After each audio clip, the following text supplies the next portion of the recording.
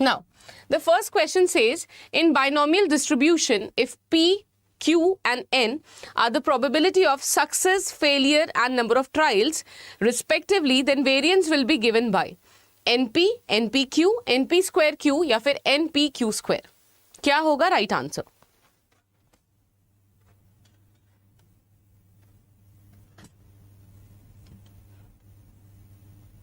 क्या होगा right answer?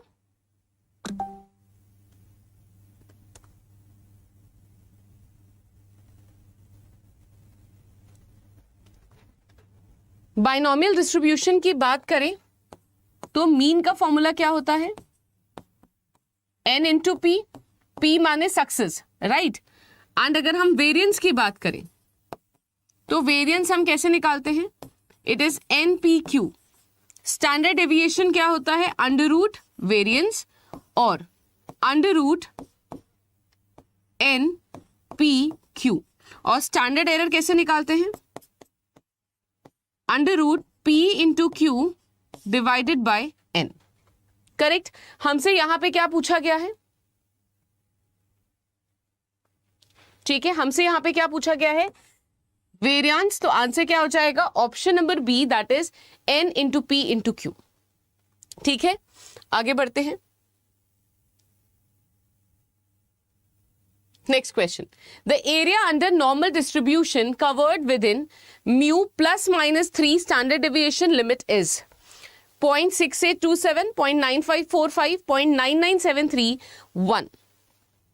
Option number B, that is N into P into Q. क्या होगा राइट आंसर? आगे बढ़ते हैं. नॉर्मल डिस्ट्रीब्यूशन में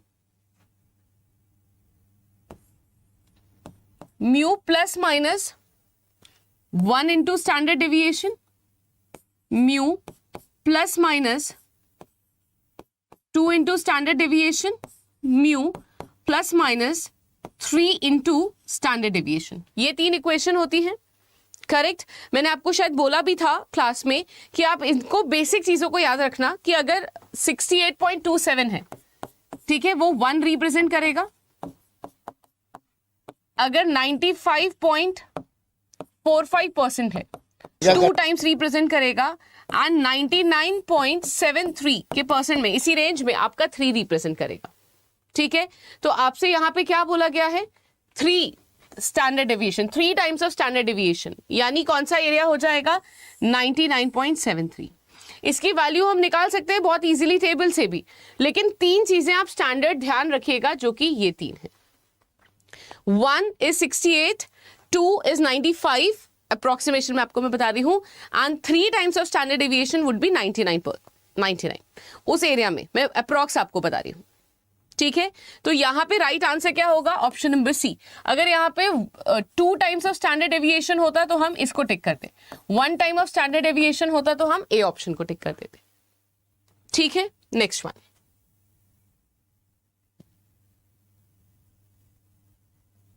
next question says find the mean of the following data. आपको ये सारा डेटा दिया हुआ है, आपको इसमें से क्या निकालना है? मीन निकालना है. रिवीजन बैच हो रहा है 8 बजे, वहां पे आपका सुप्रभा मैम का क्लास चल रहा है. That means she will be covering module B and module D.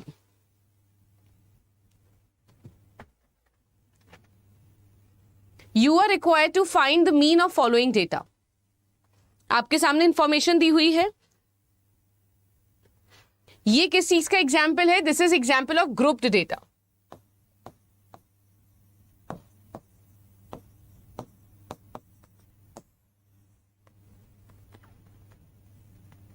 Raw data नहीं है, अनग्रुप डेटा नहीं है. This is already tabulated and classified.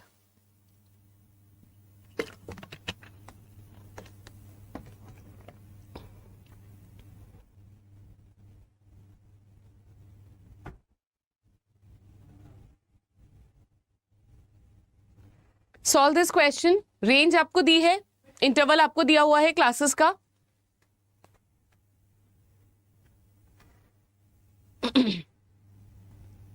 ABM का जो क्लास है पेड क्लास, वो 10 बजे से चलता है, जहां पे हम क्वेश्चन प्रैक्टिस कर रहे हैं. एंड अप्रोक्सीमेटली 70-80 क्वेश्चंस हम ऑलरेडी प्रैक्टिस कर चुके हैं.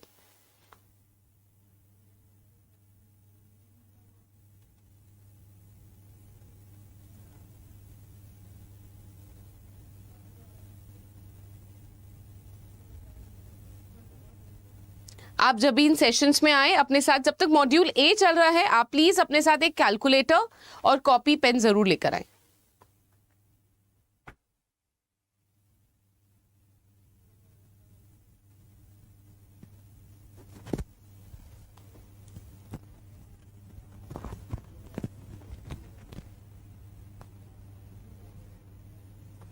आंसर आना शुरू हो गया है.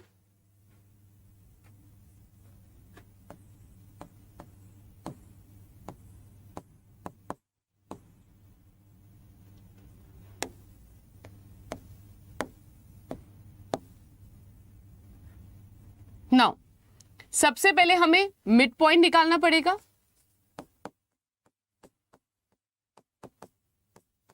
यहां पे कितना हो जाएगा? 0 + 20 divided by 2, that is 10. This will be 30. Same हम फॉलो करते चलेंगे. 50, 70, 90 एंड 110. करेक्ट. अब नेक्स्ट स्टेप क्या होगा? आपका जो मिड पॉइंट है एंड फ्रीक्वेंसी, हमें इन दोनों को मल्टीप्लाई करना पड़ेगा. ठीक है. So this will come as, this 2 will be 200. Correct. These 2 सबका मल्टीप्लाई करना पड़ेगा हम लोगों को. ठीक है. 1050. हमें समेशन सम निकालना होगा ना दोनों का. Then 50 into 52 will be 2600.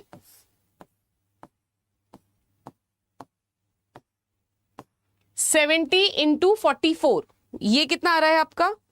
3080. 90 into 38, 3420. Correct. And the last one being 110 into 31. This will come as 3410. ठीक है. नेक्स्ट स्टेप क्या होगा? सम करना. ठीक है. नेक्स्ट स्टेप क्या होगा? सम करना. सम मतलब हमें 200 प्लस 1050 प्लस 2600, 3080, 3420 प्लस 3410. और इसको हम डिवाइड किससे करेंगे? सम ऑफ फ्रीक्वेंसी से. ठीक है. किससे डिवाइड करेंगे? फ्रीक्वेंसी के सम से. फ्रीक्वेंसी का टोटल कितना हो जाएगा? That means 20 plus 35 plus 52 plus 44 plus 38 plus 31. Correct. मैं आपको स्टेप बाय स्टेप बता रही हूं जिससे आपका प्रॉपर कवरेज होता रहे. ठीक है. ये इसका टोटल कितना आ गया? 220. करेक्ट. न्यूमरेटर का टोटल कितना आ गया? न्यूमरेटर का आ रहा है 13,760. ठीक है. तो x bar will be equal to 13,760 divided by 220, which is sum of your frequency. Correct. जब आप इसे डिवाइड करोगे आंसर आ रहा है 62 पॉइंट समथिंग,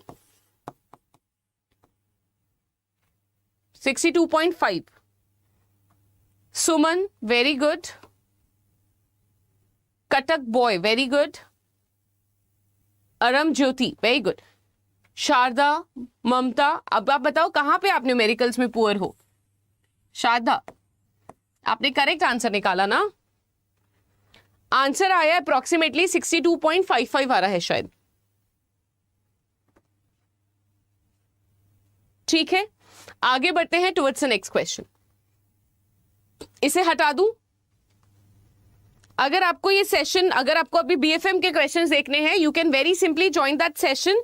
उसका भी रिकॉर्डेड मिल जाएगा, इसका भी मिल जाएगा. वो तो इजीली आपके अकाउंट में है बिकॉज ऐप के अंदर ही आपकी पेड क्लास है. इस वाले सेशन के लिए you can click on like and you can watch it later. एक बार अगर हो गया है तो मुझे बता दीजिए, मैं चैट से इसे हटा देती हूँ, सॉरी क्वेश्चन को आगे बढ़ा देती हूँ। कल्याण सर वेरी गुड। अगस्त्या आप एक बार चेक कर लीजिए आपने कहां पे गलती करी है।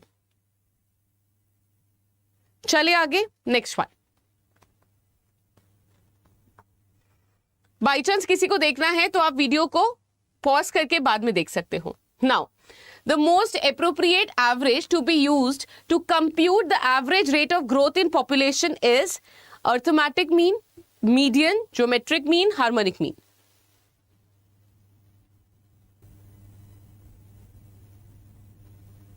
Whether it is arithmetic mean, geometric mean और harmonic mean.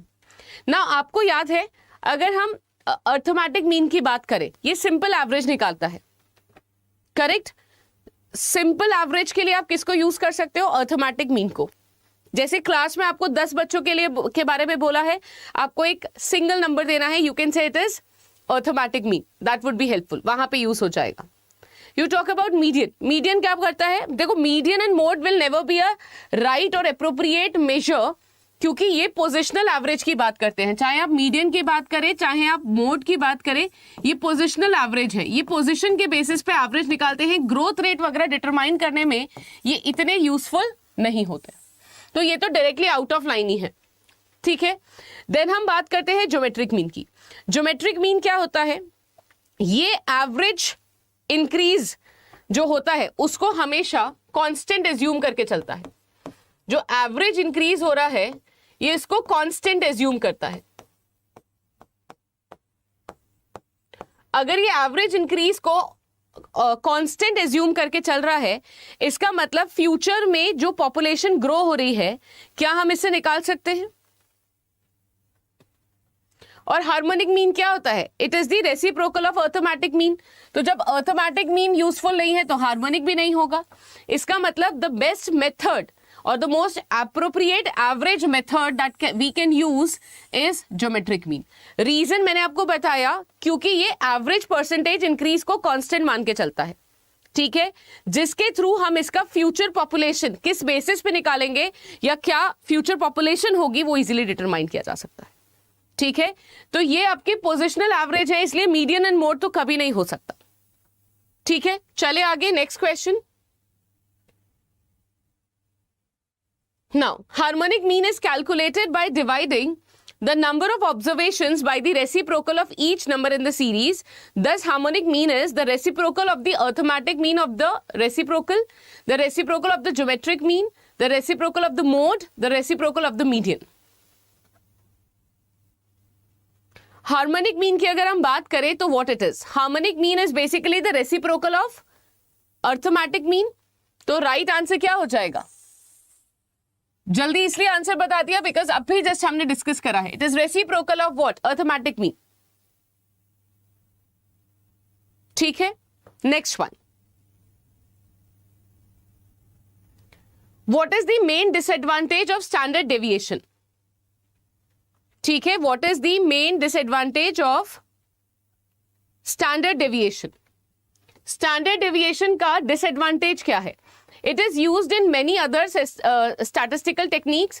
It considers all the value in the data set. It is an absolute measure of dispersion. It is difficult to calculate by hand. क्या disadvantage होगा?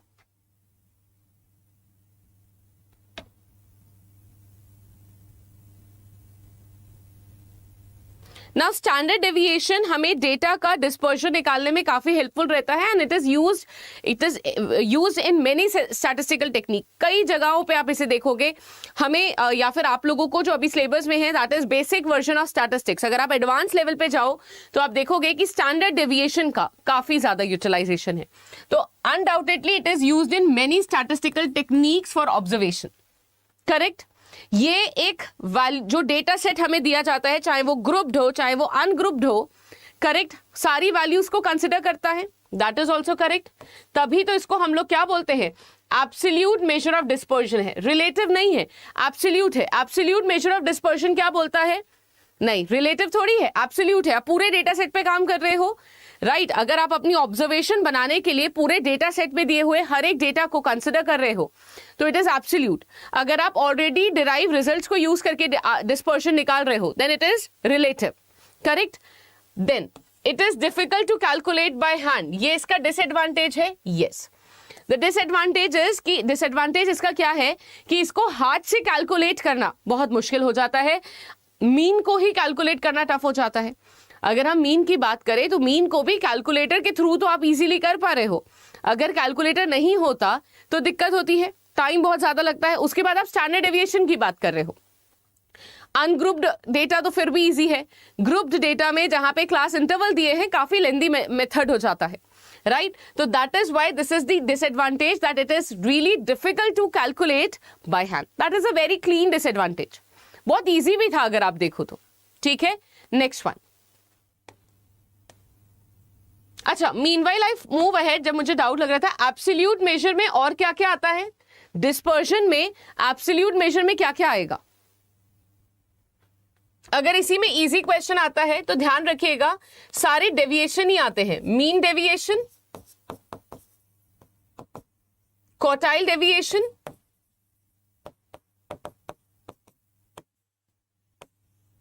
Then standard deviation and last range.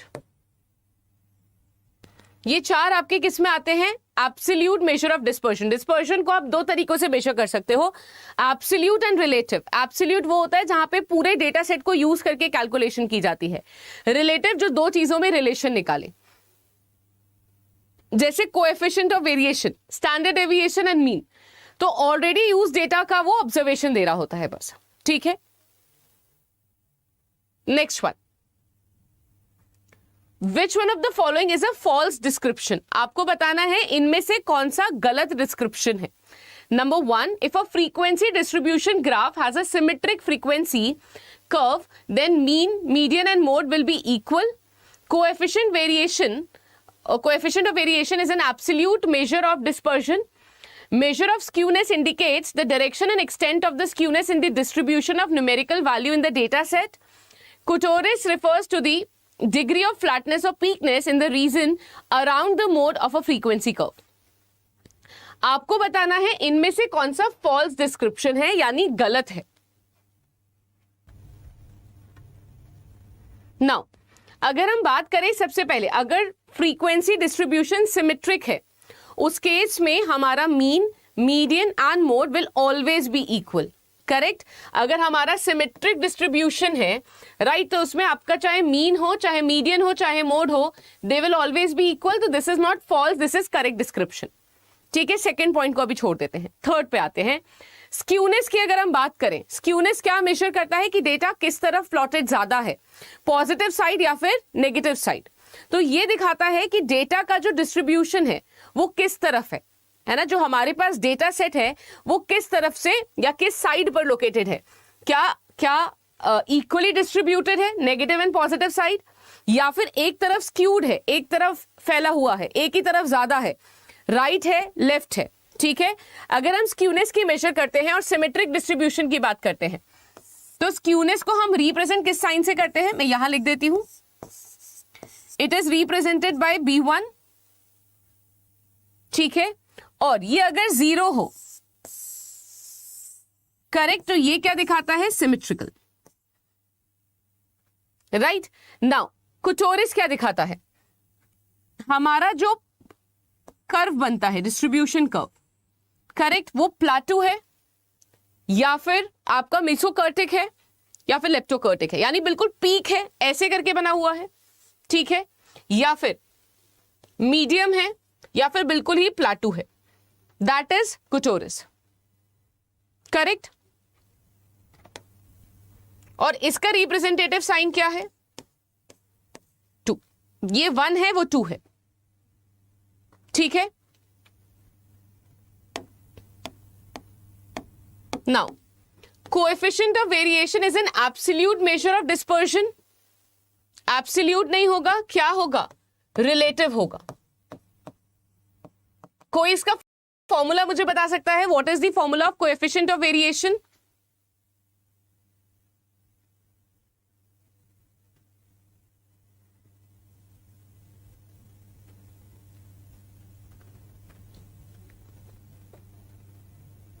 What is the formula for coefficient of variation? Important है, बिल्कुल important है, पूछा जा सकता है.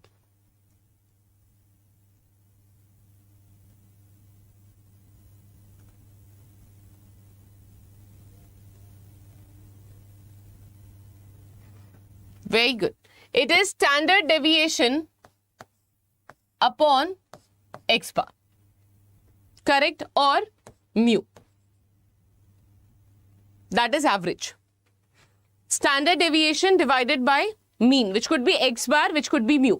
अगर sample है तो it will be x bar. अगर population है it will be mu. ठीक है? Then next one. The average of the square deviation from the arithmetic mean is called as mean deviation, variance, standard deviation, quartile deviation. कुछ questions आपको ऐसे भी मिल सकते हैं जहां पे फॉर्मूले को थ्योरी में डाल दिया हो.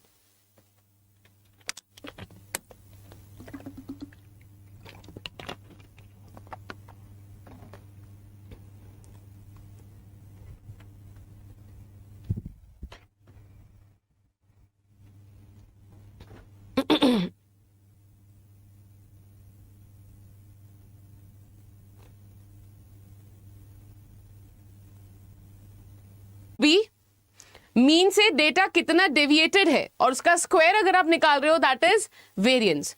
अगर यहीं पे अंडर रूट पूछा होता तो क्या हो जाता? Standard deviation. ठीक है, very good.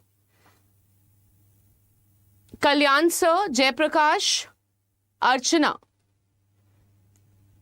श्रीरमा, Sipra, very good. Next one. In a normal data distribution with a symmetric bell curve, what is the skewness? Is it positive? It is 1, it is 0, it is negative.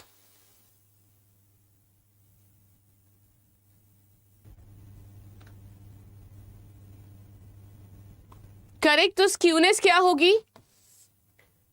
0. Symmetric bell curve के लिए हमारी skewness क्या रहती है? This will be equal to 0. अगर skewness 0 है तो हमने उसे क्या नाम दिया है? 1 नहीं, 0.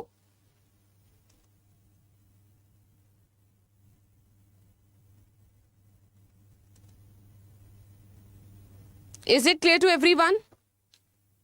चलिए. Next one. From a group of 7 boys and 6 girls, 3 boys and 4 girls is to be selected. In how many ways this can be done?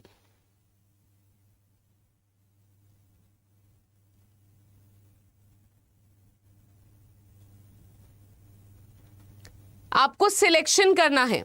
That means जब भी आप कुछ सिलेक्शन करते हो तो परमुटेशन एंड कॉम्बिनेशन आ जाता है. करेक्ट?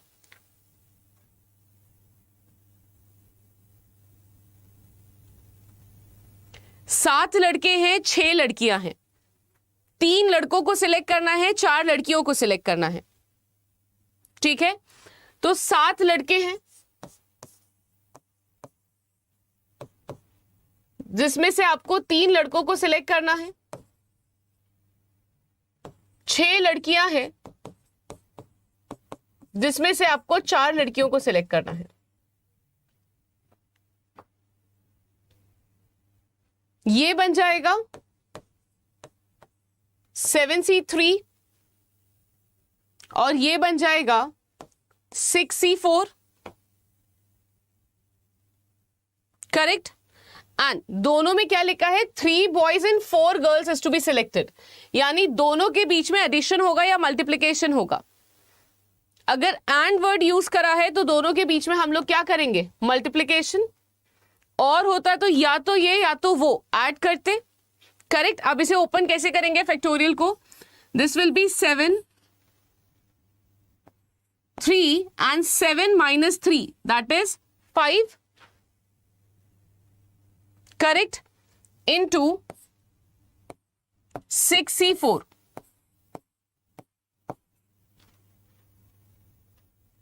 Sorry, 4. हाँ. Now when we solve it, आपको पता है ना मल्टीप्लाई कैसे मतलब सॉल्व कैसे करना है, इसको खोलना पड़ेगा ब्रैकेट्स को, मतलब फैक्टर को. तो ये हो जाएगा 7 इंटू 6 इंटू 5, यहाँ पे रुक जाइए 4, यहाँ पे 3 इंटू 2 इंटू 1 हो जाएगा एंड दिस इज 4. मैं आपको पूरा डिटेल में बता रही हूँ सो that you don't get confuse. एक साइड सॉल्व कर रही हूँ. ये हो जाएगा. सिमिलरली आपको ये ब्रैकेट भी खोलना पड़ेगा. 6 into 5 into 4 and this is 2 into 1. आप इन सबको मल्टीप्लाई करोगे तो कितना आ जाए में है question that will be discussing. Question number 1 is on your screen. Which of the following statements accurately describes the process of bankruptcy under the Insolvency and Bankruptcy Code?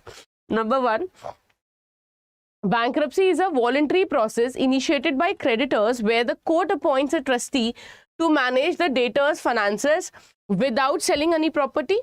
Bankruptcy involves a legal recognition of insolvency where a debtor is adjudged bankrupt by an authority and a trustee known as the resolution professional is appointed to sell the property and settle debts with creditors. In bankruptcy under the IBC, the debtor retains control over their asset and is responsible for paying off creditors according to a court-approved plan. Bankruptcy under the IBC is a process where the debtor's assets are automatically transferred to the creditor without the intervention of a court-appointed trustee. क्या होगा right answer? ये सारे points आपके सामने हैं. चलिए, now first is कौन सी statement accurately describe कर रही है the process of bankruptcy. Now ये चैप्टर ना काफी इंपॉर्टेंट है एग्जाम पॉइंट ऑफ व्यू से. यहाँ से आपको क्वेश्चन मिलेगा ही आईबीसी के केस में. तो it is a voluntary process. This is a process जो कि क्रेडिटर इनिशिएट करता है where court will appoint a trustee to manage the debtors finances without selling any property. Now ये जो है पहली लाइन में सेकेंड पार्ट जो है विदाउट सेलिंग एनी प्रॉपर्टी, ये गलत हो गया. तो फिर सेटलमेंट कैसे होगा? Bankruptcy involves a legal recognition of insolvency where a debtor is adjudged bankruptcy by an authority and a trustee known as the resolution professional is appointed to sell the property and settle the debt of the creditors, which is much more appropriate. तो right answer क्या हो जाएगा? Option number B. Next one. The central limit theorem states that the sampling distribution of the mean will be approximately normal if the sample size is large enough. What is the minimum sample size generally recommended for the sampling distribution of the mean to be approximately normal according to central limit theorem?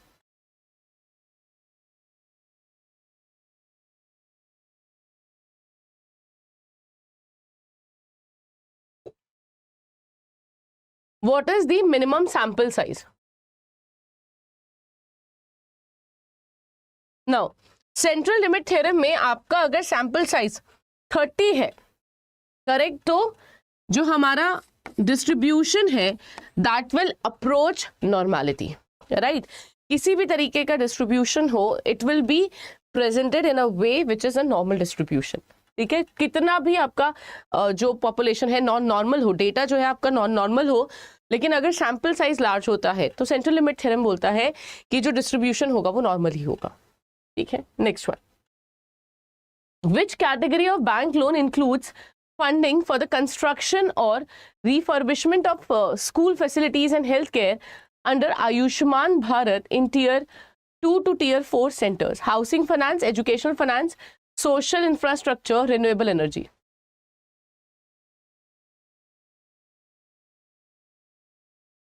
Now see, अगर हम category की बात करें कि भाई अगर कोई भी बैंक लोन दे रहा है स्कूल फैसिलिटीज के लिए, हेल्थ इंफ्रास्ट्रक्चर के लिए, तो ये सामाजिक कार्य के अंदर आ जाता है. सामाजिक को इंग्लिश में हम लोग क्या बोलते हैं? Social, right. और कौन सा एरिया है इसका? That would B social infrastructure sector. ठीक है, तो ये प्रायोरिटी सेक्टर लेंडिंग का क्वेश्चन है जहां पर हमारे बैंक के जो लोन्स है उनको बैंक बोला गया है कि भाई आप प्राथमिकता आपको देनी पड़ेगी कुछ एरियाज में लोन देने से पहले.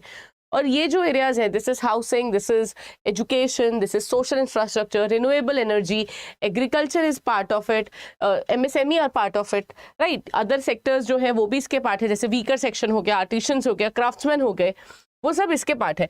तो जो इंफ्रास्ट्रक्चर के लिए लोन दिया जाता है, जैसे स्कूल के लिए, कॉलेजेस के लिए, हेल्थ केयर के लिए, from Tier 2 to Tier 6 centres and not 1 centre, वहां पे तो फिर प्रॉफिट अर्निंग ऑब्जेक्टिव हो गया ना मेजर, राइट। तो इसीलिए आंसर क्या होगा, option number C. Then bank enter compromise with borrowers in case a borrower has abandon money with him, then the security value.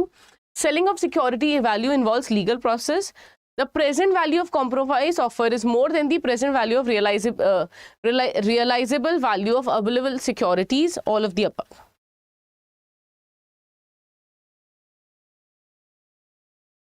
Now, जो बैंक है वो कब कॉम्प्रोमाइज के लिए आगे बढ़ जाते हैं, जब प्रेजेंट वैल्यू जो कॉम्प्रोमाइज ऑफर की है वो ज्यादा है then the realizable value, so they agree to compromise. ठीक है, next one, which type of company is required to include the cash flow statement in its financial statement under the Companies Act 2013? कौन सी type of company है जिनको अपने financial statements के अंतर्गत cash flow statement बनाना अनिवार्य है, कंपल्सरी है? Public company, 1% company, small company, startup companies. Now कौन सी टाइप ऑफ कंपनी है, देखो 1% कंपनी हो गई, स्मॉल कंपनी, स्टार्टअप कंपनी, इनको एग्जम्प्ट है, they are exempted with respect to preparation of cash flow statement. इनको कैश फ्लो स्टेटमेंट बनाने से एग्जम्प्ट किया हुआ है, ठीक है। किसको कंपलसरी है, पब्लिक कंपनीज को, लिस्टेड कंपनीज को, इनको कंपलसरी है। लेकिन 1% company, small company, startup companies, they are exempted, या फिर डोरमेंट कंपनी, वो भी एग्जम्प्टेड है। Next one, during credit appraisal for a industrial project which of the following would not typically be the part of techno economic feasibility report? Analysis of past track record and present financial position, viability assessment based on market reports of the borrower, evaluation of securities available, their value and realizability, estimation of the reasonable high probability of the activity being successful. क्या होगा right answer?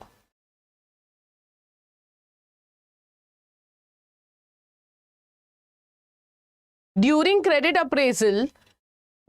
Appraisal for an industrial project, है ना, कौन सा है जो कि techno economic feasibility report के लिए typically is a not part of it?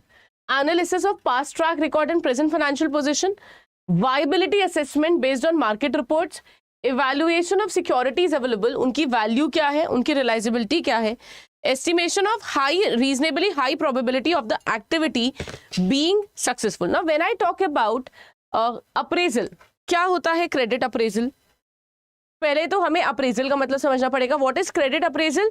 Ji, credit appraisal का मतलब क्या होता है, जहां पे ऑर्गेनाइजेशन इवैल्यूएट करती है कि भाई किसी को लोन देना है या फिर नहीं देना, और उसके लिए वो क्या करती है, उसके लिए उनके जो अपने इकोनॉमिक वायबिलिटी है वो चेक करती है कि इकोनॉमिकली चल सकता है नहीं सकता, मार्केट कैसी है, मार्केट में इन्वॉल्वमेंट कैसा है, ये सारी चीजें चेक करनी पड़ती है, राइट।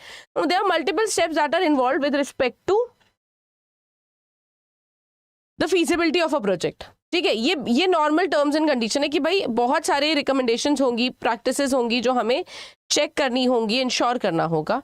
उसमें से हमें एक दिया हुआ है कि भाई अगर टेक्नो इकोनॉमिक फीजिबिलिटी हो रही है, टेक्नो इकोनॉमिक फीजिबिलिटी रिपोर्ट की अगर हम बात करें तो वो किससे रिलेटेड होगी?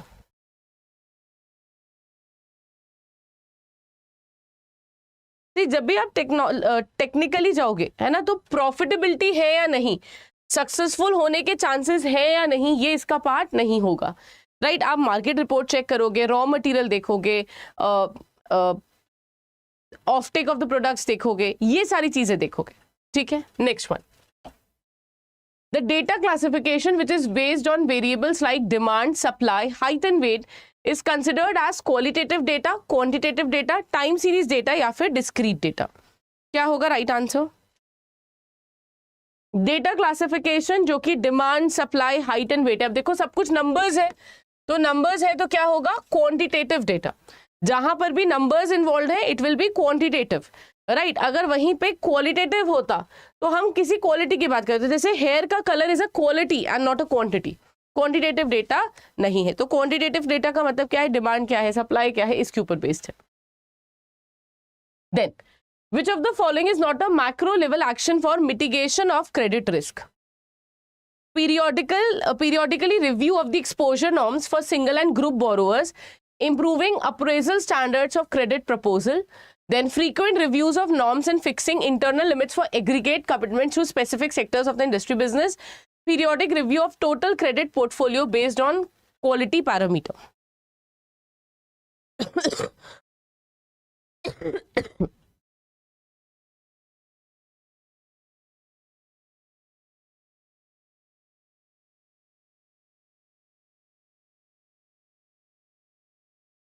क्या होगा राइट आंसर?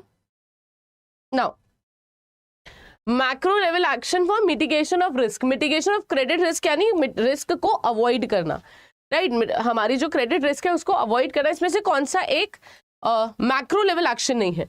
पीरियोडिकली रिव्यू करोगे आप एक्सपोजर नॉर्म्स को, चाहे वो सिंगल बोरोअर हो या ग्रुप बोरोअर। तो रिजर्व बैंक ऑफ इंडिया यहाँ पे एक मास्टर सर्कुलर लेकर आया था जहाँ पे उन्होंने एक्सपोजर लिमिट्स को तय कर दिया है कि कोई भी बैंक इस पर्टिकुलर एरिया में इतने परसेंट से अपनी जो कैपिटल है उसका इतने परसेंट से ज्यादा एक्सपोजर नहीं कर सकता। तो वो फिक्स करे हुए norms, which is correct. Improving appraisal standard, ये एक मैक्रो लेवल फैक्टर नहीं है। आपका जो अप्रेजल करने का प्रोसेस है, क्रेडिट का जो प्रोसेस है, आप उसे इम्प्रोवाइज करोगे, that is not a macro level, rather it is a micro level factor. तो राइट आंसर क्या होगा, option number B. Next one, given a population of 20 textile company with a standard deviation of annual labor turnover of 75 employee, what is the standard error of the mean if companies are sampled without replacement?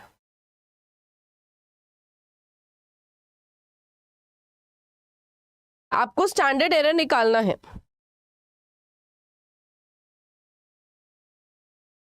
Population is given a population of 20 textile, इसका मतलब यहां पे जो population है वो finite है, finite infinite होता है ना, तो ये फाइनाइट पॉपुलेशन है। और अगर ये फाइनाइट पॉपुलेशन है तो यहाँ पे स्टैंडर्ड एरर को निकालने का जो फॉर्मूला है वो क्या हो जाएगा, standard deviation under root n, और यहां पे हमें मल्टीप्लायर चाहिए होगा,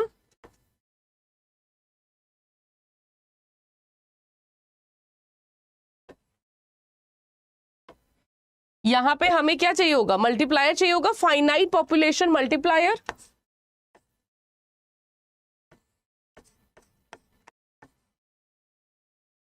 correct. Now standard deviation is, standard error is equal to standard deviation upon n। तो n कितना है, standard error if the mean is of 5 companies are sampled, ठीक है। तो ये हमारा हो गया 75 under root 5, 75 minus 5 upon 75 minus 1, correct. Oh sorry 20, population size कितना है हमारा 20, 20 minus 5, 20 minus 1। Now 75 divided by under root 5, इसको सॉल्व कर लेते हैं। तो पहले 5 का अंडर रूट निकाल लेते हैं, ये आ रहा है आपकी वैल्यू 2.24, तो 75 divided bye 2.24, 33.48 into 15 divided by 19 and 0.886. So this will give us approximately 29.75 or 29.8 की standard error. Normally distributed, has a mean equal to the population mean, has a standard deviation equal to the population standard deviation divided by the square root of the sample size, all of the above.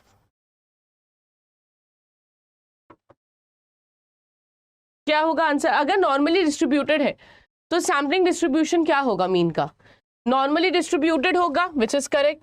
इसका mean population mean के equal होगा, right. Standard error का formula भी correct दिया हुआ है, तो right answer क्या हो जाएगा? All of the above are correct. ठीक है.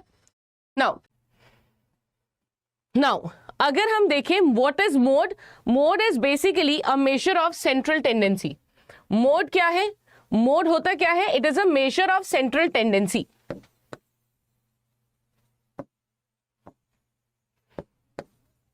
करेक्ट.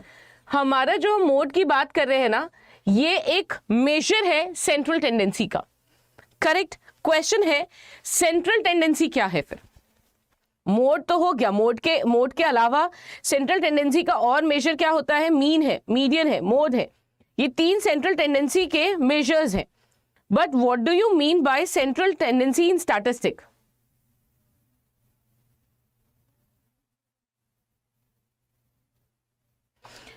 सेंट्रल टेंडेंसी क्या होता है? जो पूरा आपको डेटा दिया हुआ है. आपको याद है कल मैंने आपको बताया था स्टैटिस्टिक्स क्या करता है? Statistics is basically a subject जो कि हमारे डेटा में से मीनिंगफुल इंफॉर्मेशन को क्लासिफाई कर इंपॉर्टेंट कंक्लूजन्स ड्रॉ करने की मदद करता है. और ये जो कंक्लूजन्स हम ड्रॉ करते हैं, हम अपने रिस्पेक्टिव मेथड्स या फॉर्मूलाज को यूज करके करते हैं जो हमारे लिए इंपॉर्टेंट है. फॉर एग्जांपल, अगर मुझे एवरेज हाइट निकालनी है तो मैं एवरेज यूज कर सकती हूँ, मीन यूज कर सकती हूँ, मोड कर सकती हूँ. मुझे अगर डेटा में देखना है कितना गैप है मीन से, मैं सेंट्रल स्टैंडर्ड डेविएशन यूज कर सकती हूँ. राइट. सो यहाँ पर अगर हम बात करते हैं सेंट्रल टेंडेंसी की, तो सेंट्रल टेंडेंसी हमारे जो पूरा डेटा है उसका एक होल सेट रिप्रेजेंट करता है. जैसे अगर हमारे पास 10 बच्चे हैं और उनकी हाइट अलग अलग है, तो सेंट्रल टेंडेंसी के माध्यम से हम हमारी पूरी पॉपुलेशन का या पूरा सैंपल जो था उसका एक डेटा सेट बताकर ये समझ सकते हैं कि अच्छा, अगर एवरेज वेट हमारी क्लास के बच्चों का 65 kg आ रहा है, तो आज एवरेज वेट अगर 65 है, तो हमारी क्लास के जो कैंडिडेट्स हैं या बच्चे हैं उनका वेट इसी रेंज में है. समझ रहे हैं? सो सेंट्रल टेंडेंसी बेसिकली क्या है? सेंट्रल टेंडेंसी हमारा एक समरी देता है, हमारी पूरा जो डेटा सेट है उसको रिप्रेजेंट करता है by telling a central value. और ये central value you can calculate through mean, through median, through mode. ठीक है. इन तीनों के माध्यम से आप मीन सेंट्रल टेंडेंसी को कैलकुलेट कर सकते हैं. नाउ यहां पे आपसे क्या पूछा है? मोड. मोड क्या होता है? जो कि हाईएस्ट रिपीट हो रहा हो. तो यहां पे वैसे आप आइडियली ऐसे भी देख सकते हो, बट इसका स्टैंडर्ड मेजर क्या होता है? पहले आप डेटा को अरेंज करेंगे, ठीक है, lowest to highest. Correct. Arrange करने के बाद जो वैल्यू सबसे ज्यादा रिपीट हो रही है, that will be your mode. Correct. अगर आप यहां पे देखो 5, 6, 3 वगैरह आपको दिया हुआ है, ठीक है, तो यहां पे 6 रिपीट हो रहा है, 6 रिपीट हो रहा है, 6 रिपीट हो रहा है 3 बार, 5 रिपीट हो रहा है 2 बार, 3 रिपीट हो रहा है 0 मतलब एक ही बार, देन 11 नहीं है, 10 2 बार है. तो हाईएस्ट रिपीट वैल्यू जो है that will be your mode. ठीक है. तो एज पर दिस आंसर क्या हो जाएगा? आंसर हो जाएगा इस क्वेश्चन का 6. और रिपीटेशन कितना है? रिपीट हो रहा है 3 टाइम्स. ऐसे बहुत ज्यादा भी नहीं हो रहा है, 3 बार ही रिपीट हो रहा है. ठीक है. तो हमारा आंसर यहां पे क्या हो जाएगा? This will B 6. Next one, compute the mean for this data set. आपको क्या करना है? मीन कंप्यूट करना है इस डेटा सेट के लिए.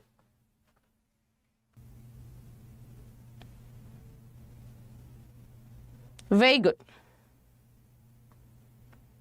नाउ मीन निकालने का मतलब क्या होता है? मीन का मतलब होता है ये एक और सेंट्रल टेंडेंसी को का एक मेजर है. ठीक है.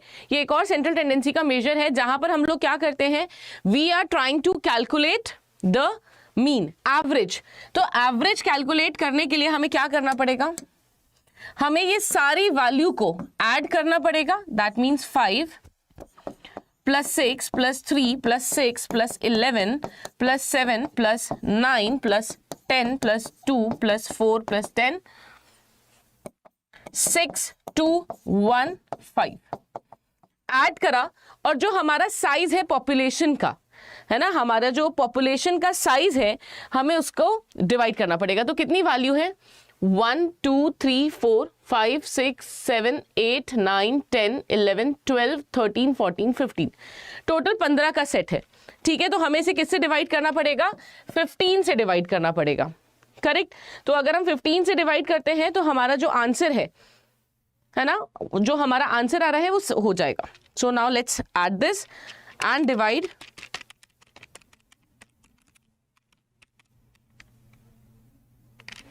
तो अगर मैं 15 से डिवाइड करूं तो इसका आंसर आ रहा है 5.8। अच्छा, एवरेज आ गया 5.8, ठीक है, और हमारा जो मोड था वो आया 6। अगर मैं आपसे पूछूं कि इन दोनों में से बेस्ट मेजर कौन होगा, अगर आपको यहाँ पे मीन डिसाइड करना है या मोड में से आप क्या चूज करोगे, बिकॉज दोनों सेंट्रल टेंडेंसी के मेजर हैं, which is the best one, whether we will consider mean या फिर वी विल कंसिडर मोड। तो let me explain you this part. See, mode की जो फ्रीक्वेंसी थी ना वो सिर्फ 3 ही बार थी। अगर ये फ्रीक्वेंसी 5 बार 6 बार, उसका मतलब क्या है कि ये जो कार है ना, इसके जो एज है ईयर्स में, वो रिपीट ज्यादा हो रही है। तो जितना ज्यादा रिपीट हो रहा है क्लोजली, वो हमारी एक सेंट्रल वैल्यू हो गई कि ज्यादातर 6 साल चलती है। लेकिन ऐसा सिर्फ 3 ही बार हुआ है। तो जब फ्रीक्वेंसी कम है, करेक्ट, तो हम ज्यादा हमारा जो वेटेज है वो किस पे देंगे? हम ज्यादा वेटेज देंगे किसके ऊपर? मीन के ऊपर, करेक्ट। अगर ये क्वेश्चन कभी आपसे पूछ लिया जाए कि दोनों वैल्यूज आपको दी हुई हैं, which value will you consider?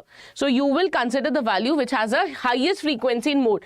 Mode में ज्यादा फ्रीक्वेंसी होनी चाहिए, बट मोड की फ्रीक्वेंसी सिर्फ 3 ही बार है।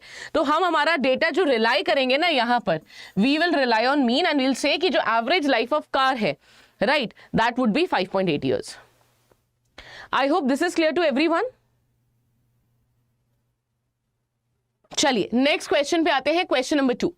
This table represents the score of students in SAT preparatory course. You are required to calculate the arithmetic mean of this ungrouped data. आपको क्या निकालना है?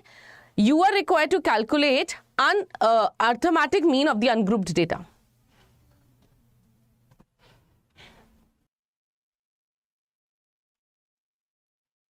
Now, यहां पे सिर्फ हेवी वर्ड्स ऐड किए हुए हैं, जैसे अर्थमेटिक मीन, अनग्रुप्ड डेटा।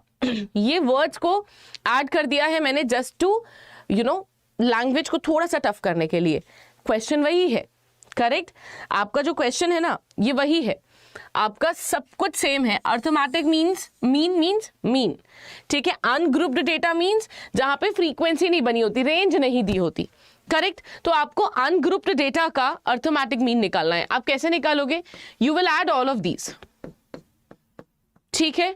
ये आप पूरा ऐड करोगे, ऐड करने के बाद 7 से डिवाइड कर दोगे, आपका मीन आ जाएगा, ठीक है। आपको सिर्फ क्या करना है? इन सबको ऐड करना है। अर्थमेटिक मीन्स मतलब नॉर्मल मीन है, ठीक है। तो मैंने इसको ऐड करा, ऐड करने पे जो वैल्यू आएगी उसको मैं किससे डिवाइड कर दूंगी?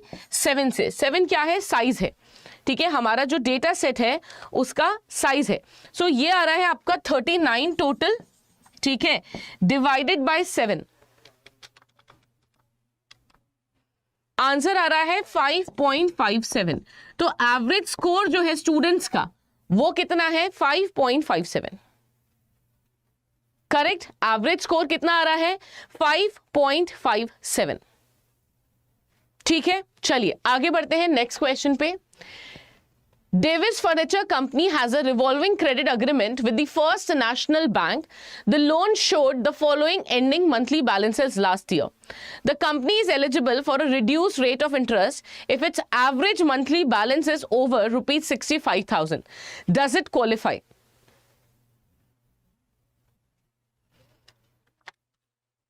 बताइए, क्या ये कंपनी क्वालिफाई करेगी lower rate of interest?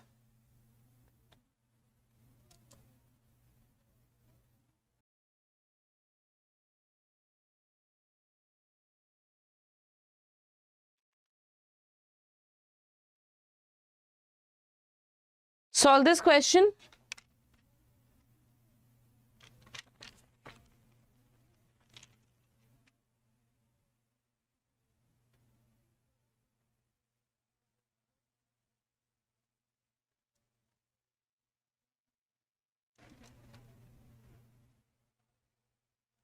Answers आने शुरू हो गए हैं। वेरी गुड, बट आपको मुझे एवरेज बताना होगा। एवरेज कितना आ रहा है?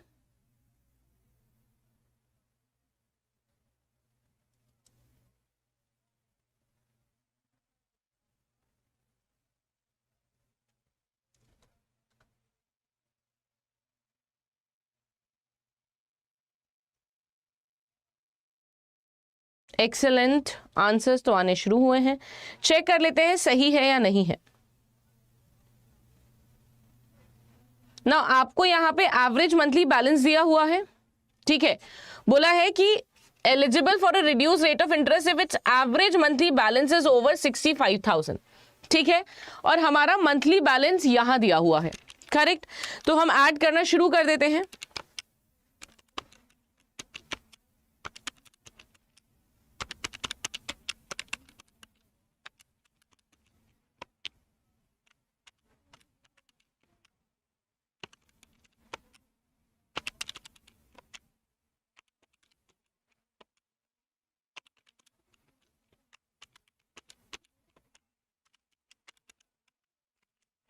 इसका टोटल आ रहा है 826,900 डिवाइडेड बाय 12।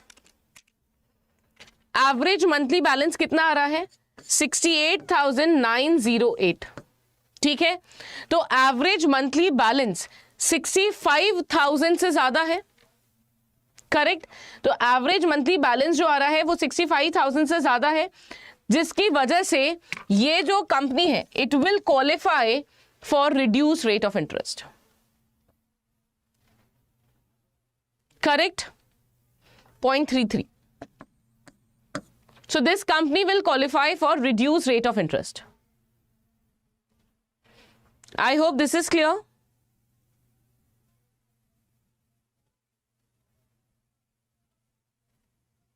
चले आगे। Next one. Question number 5.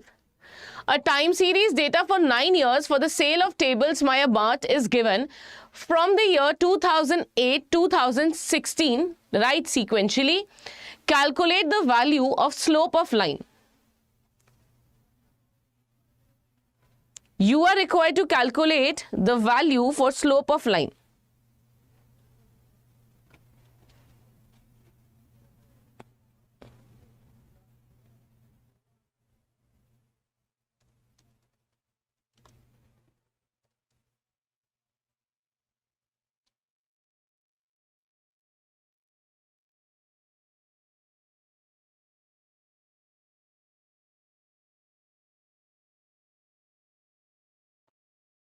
आपको टाइम सीरीज का एक डेटा दिया हुआ है, ठीक है।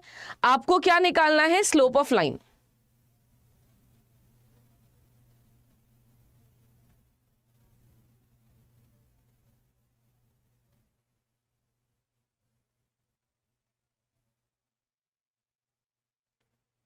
नाउ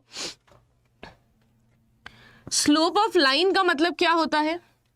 अगर आपको याद हो, इक्वेशन होती थी y is equal to a plus b x, correct. Equation क्या होती थी? y is equal to a plus b x. यहां पे a जो है वो भी एक वेरिएबल है, b जो है वो भी एक वेरिएबल है, दोनों वेरिएबल है।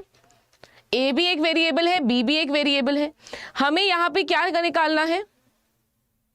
स्लोप। a को हम लोग क्या बोलते हैं? Slope of the line. और b को हम लोग क्या बोलते हैं? y intercept. b को हम लोग क्या बोलते हैं? y intercept.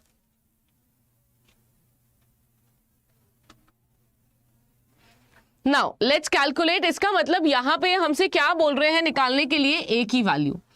हमारा फॉर्मूला क्या होता था? b की वैल्यू तो होती थी sigma x y upon sigma x square. a की वैल्यू क्या होती थी? y बार, यानी एवरेज ऑफ y। वैल्यू हमें दी हुई है 150, 155, 160, 165, 170, 175, 180, 185 एंड 190, करेक्ट। डिवाइड कर देंगे, 9 साल का डेटा है, हमारी वैल्यू कितनी आ जाएगी?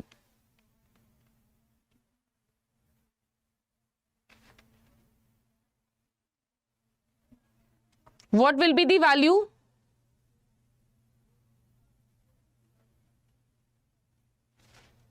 ओके, एक second.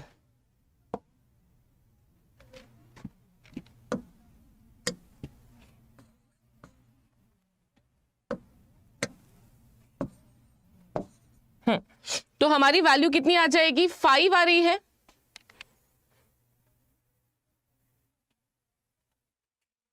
the value will come as 5.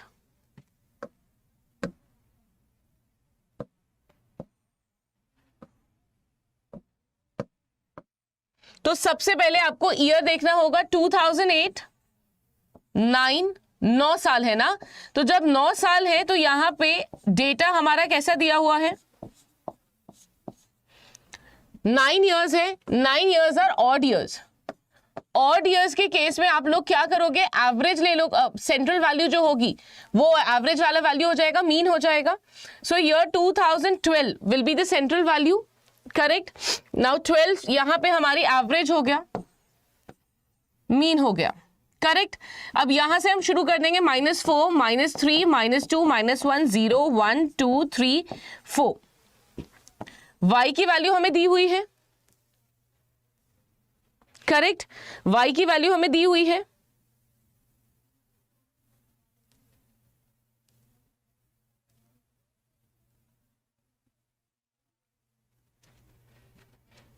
Multiply करना शुरू करना पड़ेगा।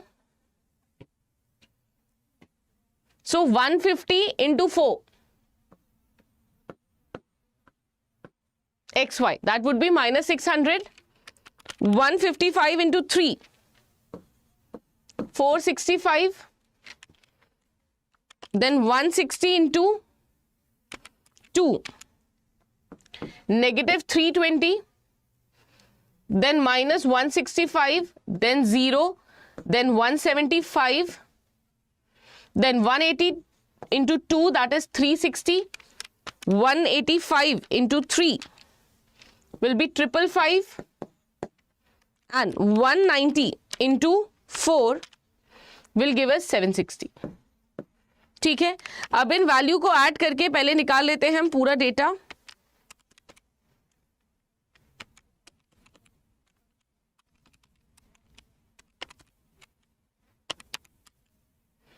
This is coming as 300, correct. इसका टोटल कर लेते हैं। ये तो हमारा क्या हो गया, x स्क्वायर निकालना होगा,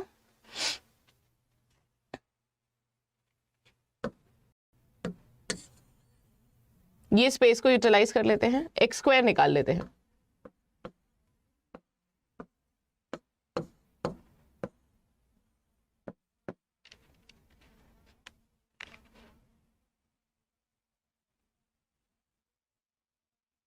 दिस इज कमिंग एज 60।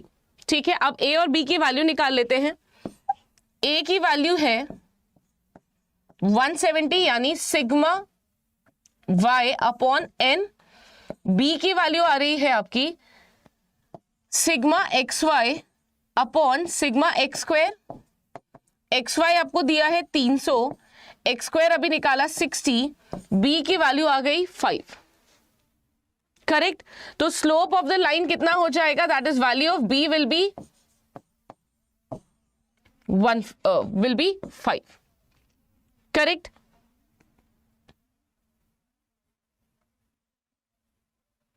ठीक है, next one, calculate the value of a। आपको क्या निकालना है, वैल्यू ऑफ a निकालना है।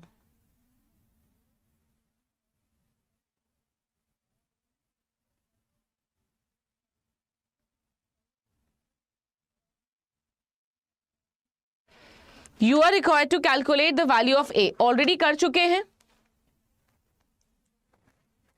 वैल्यू ऑफ a हम ऑलरेडी निकाल चुके हैं। कितना आ रहा था, 170। b, slope of the line is b, y intercept is a। ये कैसे आया, अभी प्रीवियस क्वेश्चन में ही हमने इसे सॉल्व करा है। अगर आप यहां पर आए तो हमने इसे सॉल्व करा है। a की वैल्यू कितनी आ रही है, this is slope, this is y intercept. Now, find the linear equation that describes the trends of sale.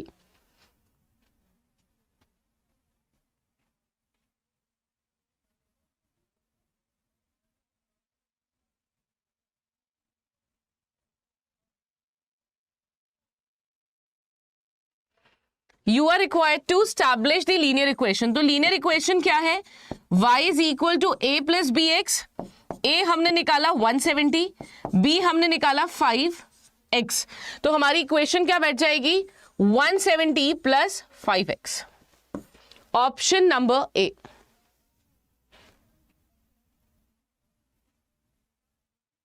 Correct. Next one, what is the value of the y-intercept? Now what was y-intercept?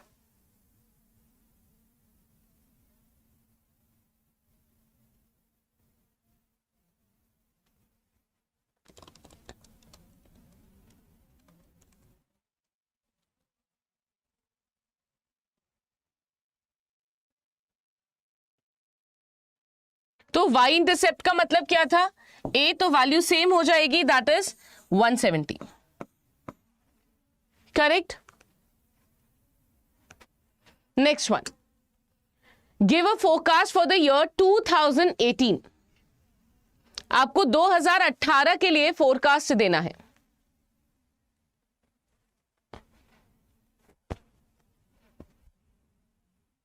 You are required to give forecast for the year 2018.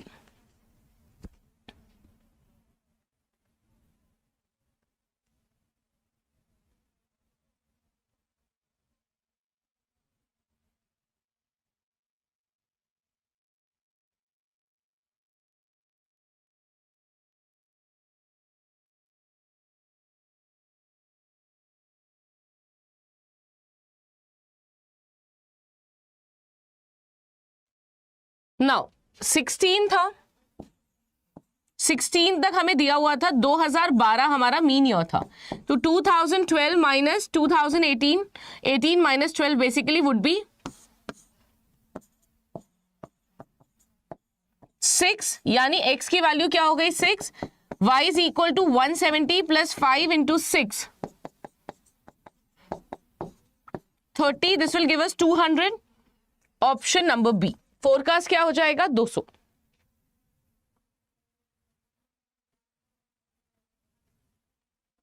Correct.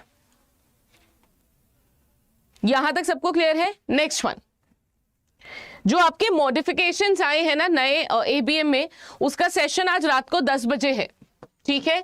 तो modification जो आए हैं CIB के नए syllabus में, उसका modification class 10 PM पे है, यूट्यूब पर ही, do not forget to attend it, ठीक है। Next one, for a population with a known variance of 185, a sample of 64 individual lead to 217 and as an estimate of the mean, find the standard error of the mean। आपको क्या निकालना है, standard error निकालना है।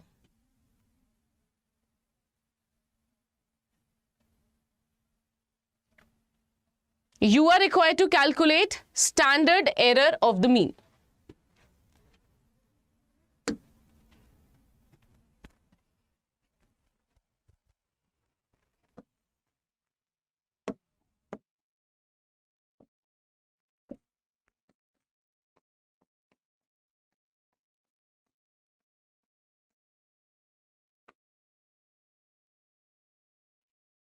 Now standard error का formula क्या होता है, standard deviation upon under root n. ये स्टैंडर्ड डेविएशन किसका साइन है, पॉपुलेशन का, और ये स्मॉल एन क्या है, सैंपल। करेक्ट। आपको क्या बोला है, नॉन वेरिएंस कितना है 185। I am not going to solve this question, you have to solve it first.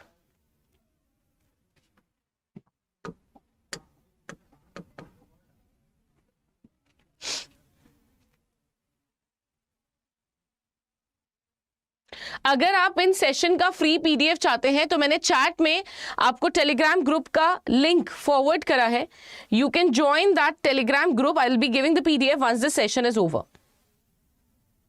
ये सारे क्वेश्चंस आपके पास पहुंच जाएंगे and you can practice it whenever you want.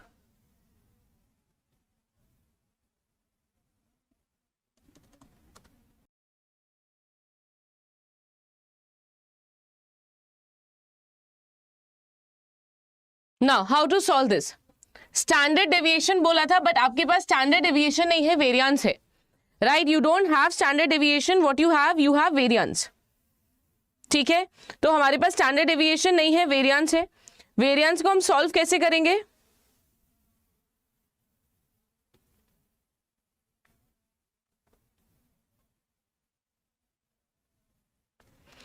Variance is, standard deviation is under root of variance, correct. Standard deviation क्या है? Under root है variance का। वेरिएंस हमें कितना दिया हुआ है? 185, ठीक है। तो 185 का अंडर रूट क्या होगा? 13.60। तो स्टैंडर्ड डेविएशन पॉपुलेशन की कितनी आ गई? 13.60, करेक्ट ना। How to solve it? 13.60 and यहां पे सैंपल का साइज कितना है हमारा? Sample of 64, that is under root 64, right. Now when you have under root 64 का मतलब क्या हो गया? 8। तो this will be 13.60 divided by 8, the standard error would B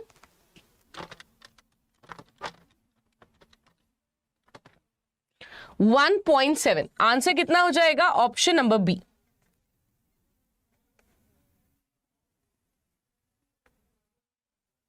is it clear?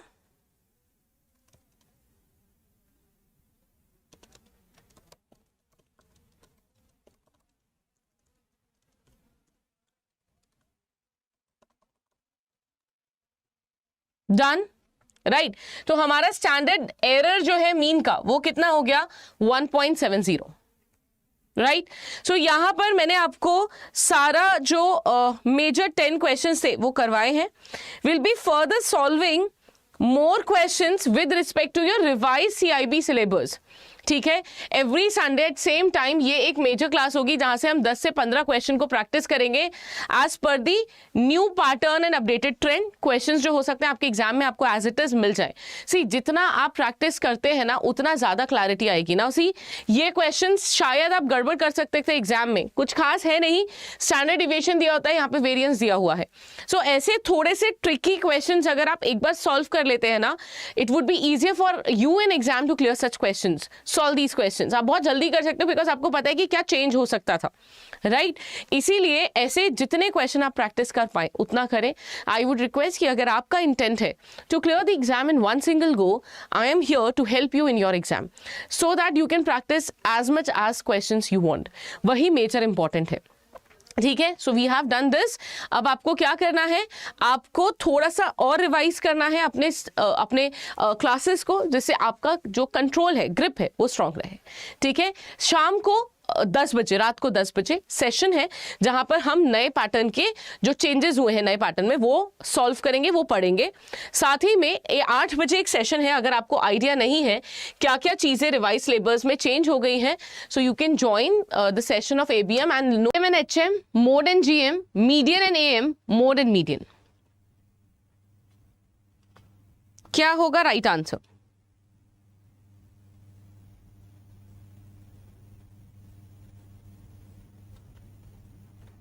इनमें से कौन सा पोजिशनल एवरेज है और इनमें से कौन सा कैलकुलेटेड एवरेज है?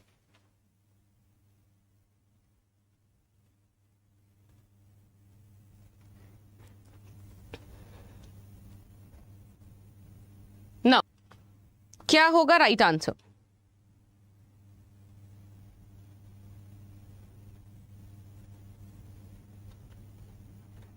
इनमें से कौन सा पोजिशनल एवरेज है और इनमें से कौन सा कैलकुलेटेड एवरेज है?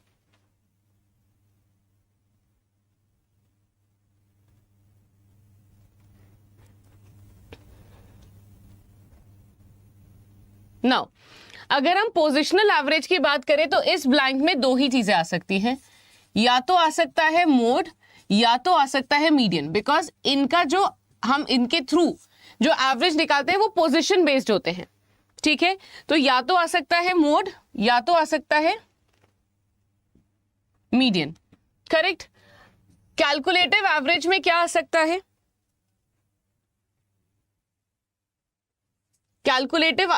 कैलकुलेशन वाला एवरेज वाला कौन सा होता है? जहां पे आप कैलकुलेशन करते हो simple average, that is your arithmetic mean, यानी मोड एंड जीएम नहीं हो पाएगा, medium and arithmetic mean. That is right answer क्या होगा, ऑप्शन नंबर सी। आपका कैलकुलेटेड एवरेज कौन सा है, कैलकुलेटेड एवरेज आपका अर्थमेटिक मीन है। एएम का मतलब क्या होता है, अर्थमेटिक मीन। तो मोड एंड मीडियन में से कोई एक आएगा बिकॉज ये पोजिशनल है, बट यहां पे पूछा है कैलकुलेटेड एवरेज कौन सा है, करेक्ट, तो मीडियन एंड अर्थमेटिक मीन। ठीक है, चलिए, तो राइट आंसर क्या होगा आपका, option number C. Next question पे बढ़ते हैं। Question number 2, in a sample of 5 measurement the diameter of a sphere was recorded as 4.3, मैं यहां पे डेटा लिख देती हूं, 4.33 centimetre, 4.37 centimetre, 4.36 centimetre, 4.32 centimetre and 4.37 centimetre. आपको निकालना है question number 1 population mean, second number पे true variance. Population mean and true variance.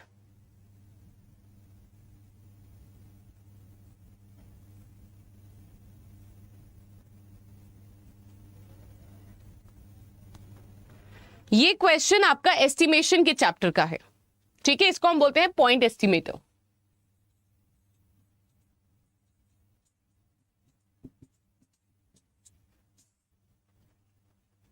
You are required to estimate what?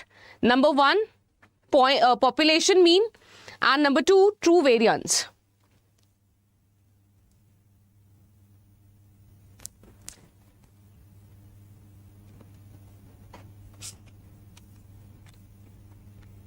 Now, population mean क्या होगा?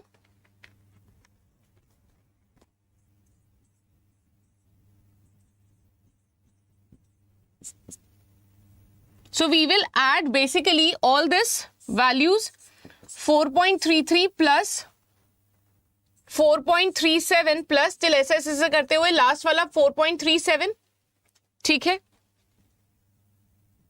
तो इससे बेटर है ना, हम क्या करते हैं, प्रॉपरली टेबल बना लेते हैं so that it is easy for us to find the mean as well as variance, ठीक है।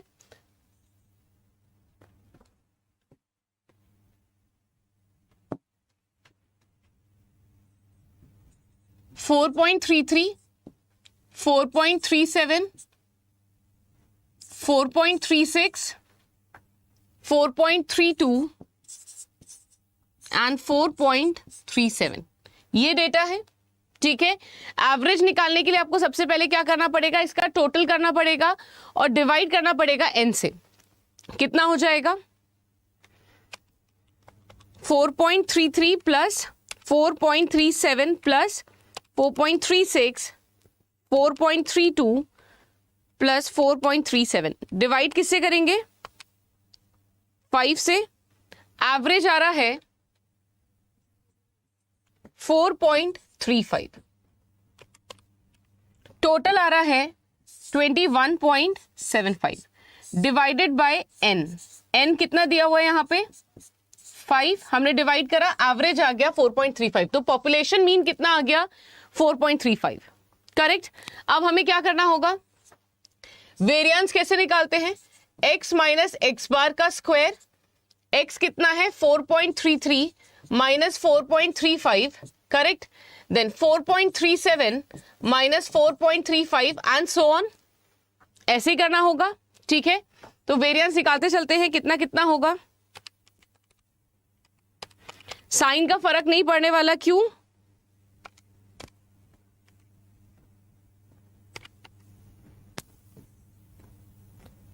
क्योंकि स्क्वायर है।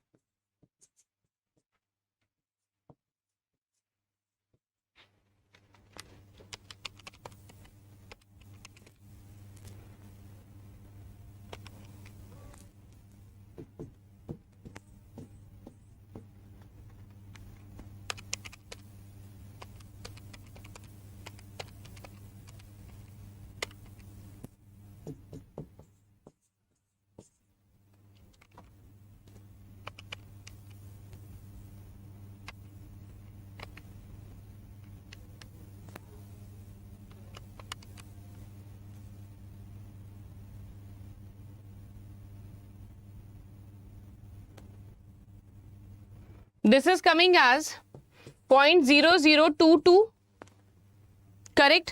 अब इसको किससे डिवाइड करना होगा? 5, तो वेरिएंस आ रहा है आपका 0.0045।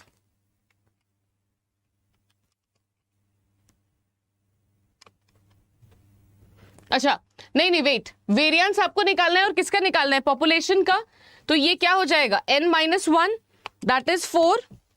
आपका आंसर आ जाएगा 0.00055, correct. 3 0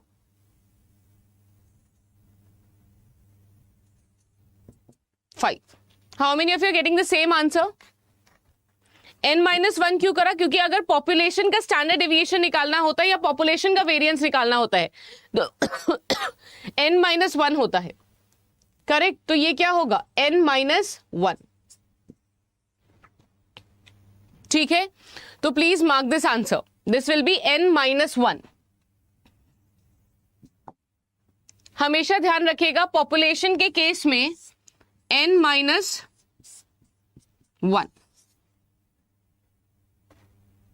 correct. Then next question, while calculating mode of grouped data, which among the following is required?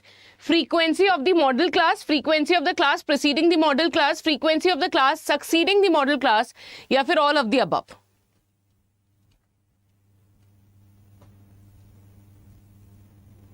क्या होगा राइट आंसर?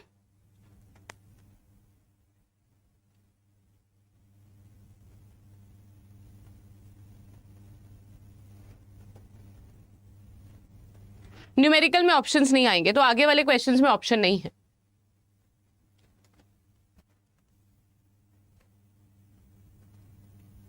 आंसर क्या होगा? All of the above will be needed in this case.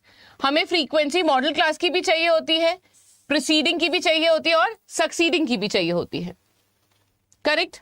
Next one, a survey determines that in a locality 33% go to work by bike, 42% go by car and 12% use both. The probability that a random person selected uses neither of them is 0.29, 0.61, 0.37, 0.75.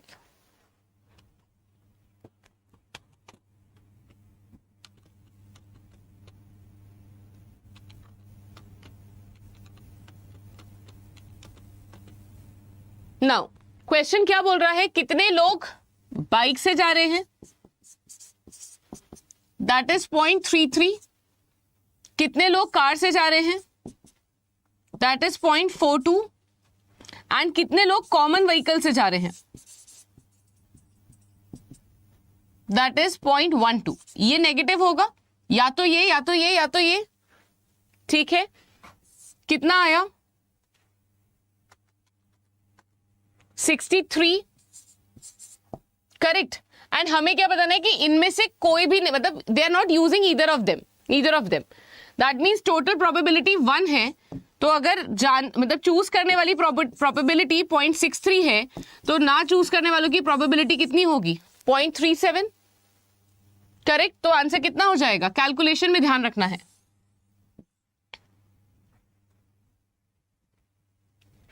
Correct. Next one. Calculate the missing frequency from the following data if the median of the distribution is 24. अगर median of the distribution is 24, आपको क्या निकालना है? Missing frequency निकालनी है।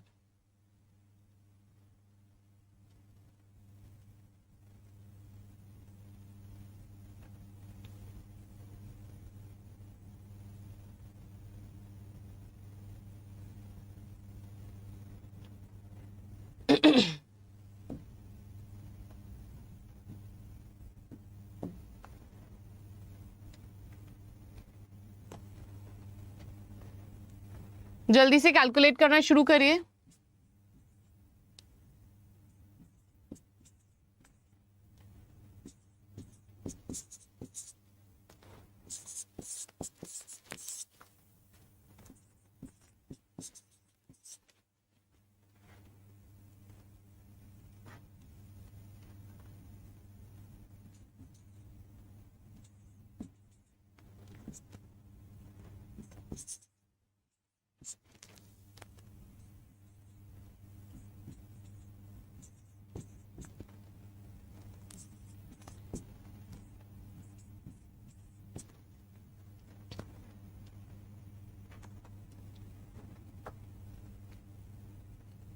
रंजना, ऐसे बहुत सारे क्वेश्चंस आपको मिलेंगे जो नहीं हुए, जैसे अभी जो हमने एस्टिमेशन का क्वेश्चन करा वो नहीं हुआ। ठीक है, तो आपकी चॉइस है Ranjana, if you want to watch you can continue. अगर आपको लगता है कि आपने ऑलरेडी पढ़ा हुआ है तो आप स्किप कर सकते हैं।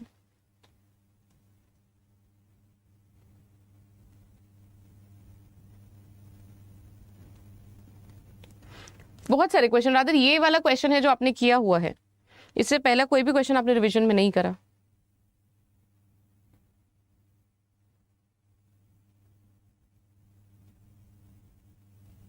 Yes, you're supposed to manually type the answer.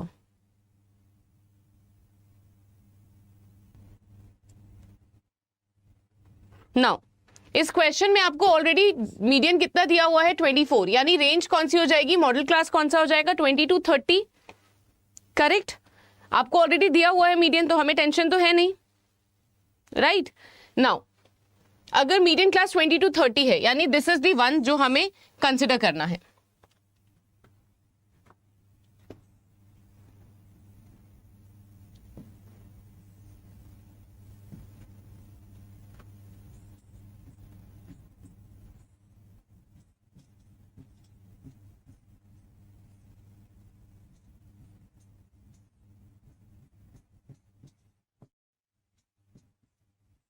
Formula यहां पे आपको दिख रहा है, अगर मैं ऊपर लिख रही हूं तो ठीक है। नाउ लोअर क्लास हमें पता है कितनी है, तो मैं इसको 24 को यहां इक्वल कर देती हूं। अच्छा, ये कैसे आया, this is the mid point, 0 + 10 divided by 2, right. Her sequence में आपको ऐसे ही करना है। तो ये 5 कैसे आया, 0 + 10 divided by 2, this is 10 + 20 divided by 2, ठीक है। 24 इज इक्वल टू लोअर कितना है 20 plus upper class and lower class में कितना डिफरेंस है, डायरेक्टली लिख रही हूं, वैसे आप अगर चाहो तो 30 - 20 हो गया, ठीक है, विच इज 10 इंटू n/2 कितना हो जाएगा, n/2 का मतलब क्या है आपका, आपकी जो फ्रीक्वेंसी है आपको उसका सम करना पड़ेगा, ठीक है। तो let us assume this is x, this will B 5 30 + x 48 + x 55 + x, correct. तो टोटल कितना हो गया, क्यूमुलेटिव कितना हो गया 55 + x divided by 2 minus, now आपको माइनस किससे करना है, क्यूमुलेटिव फ्रीक्वेंसी से, राइट। तो कौन सी हो जाएगी क्यूमुलेटिव फ्रीक्वेंसी यहां पे,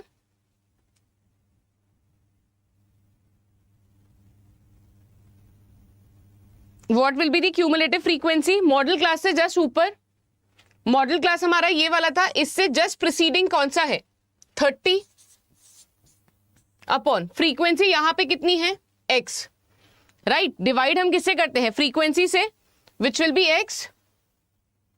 तो इफ यू सॉल्व दिस,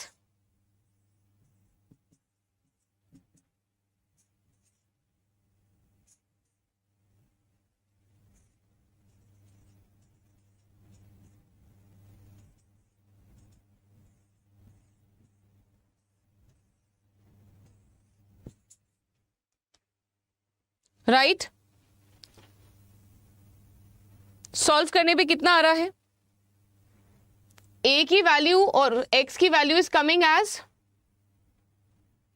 25, ये 4x हो जाएगा, this will be like 25 and when you solve it, correct. हाँ, मीडियन दिया हुआ है ना, तभी तो हमने मीडियन ही कंसिडर करा है। Theoretical questions will have option.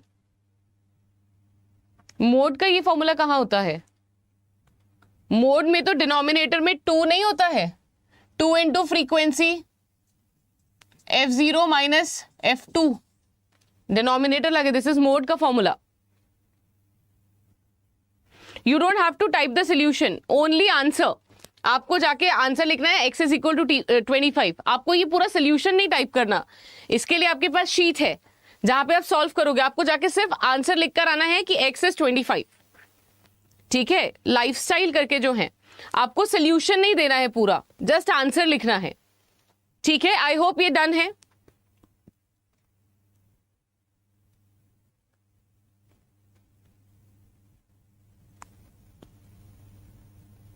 Is it clear? Cumulative frequency just ऊपर वाला जो आपका मीडियन क्लास है उससे जस्ट प्रीसीडिंग वाली.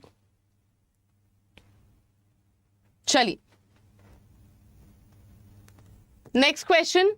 Find the harmonic mean for the following data. अगर आप इस क्लास को अटेंड कर रहे हो तो आपके सारे कॉन्सेप्ट्स रिवाइज हो जाएंगे प्रॉपरली.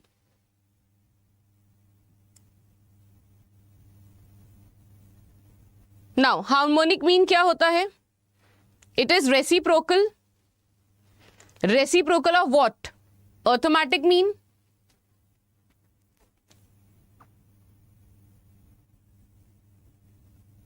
ठीक है, फॉर्मूला क्या होता है?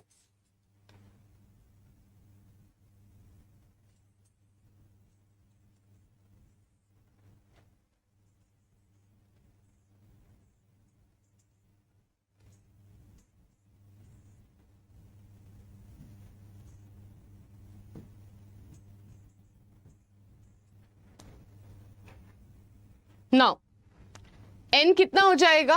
5, 6, 5, 10. That means 26 divided bye frequency upon x. Frequency कितना है? सम लेना है इन सबका. 5 डिवाइडेड बाय 1.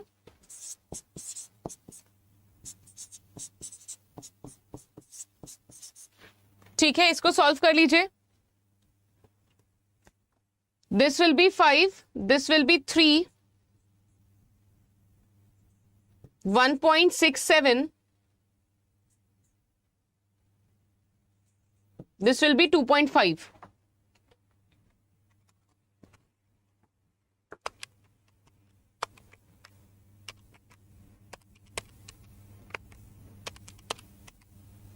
$12.17 आ रहा है डिनोमिनेटर. ठीक है, तो this will be 26 divided by 12.17.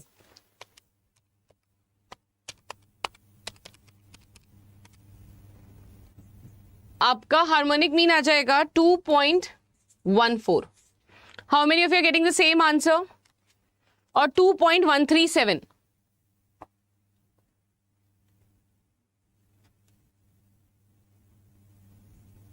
दिलकश एक बार ना फॉर्मूला को थोड़ा सा ध्यान रखिएगा बिकॉज वहां पे कंफ्यूजन हो सकता है ना. मोड एंड मीडियन आपको ध्यान रखना पड़ेगा.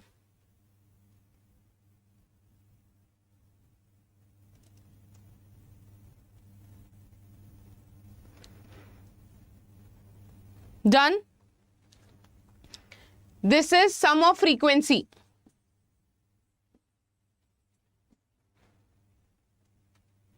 ठीक है, चले आगे. Next one. When the number of cars is increasing, accidents are increasing. But in this city, there are many minor traffic violations happening during weekends within parades and rallies. The data about weekend accident is given below. X is given as rallies, Y is given accident. ठीक है? You are required to calculate coefficient of correlation. Calculate correlation, coefficient of correlation. That means you are required to calculate R.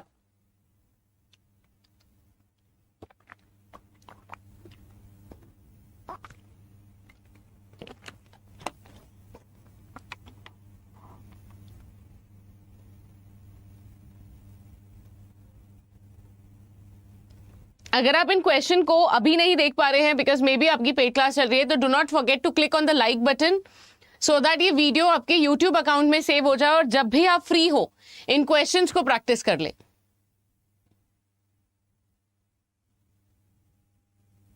जब भी आप free हो try to practice these questions. Calculate coefficient of correlation.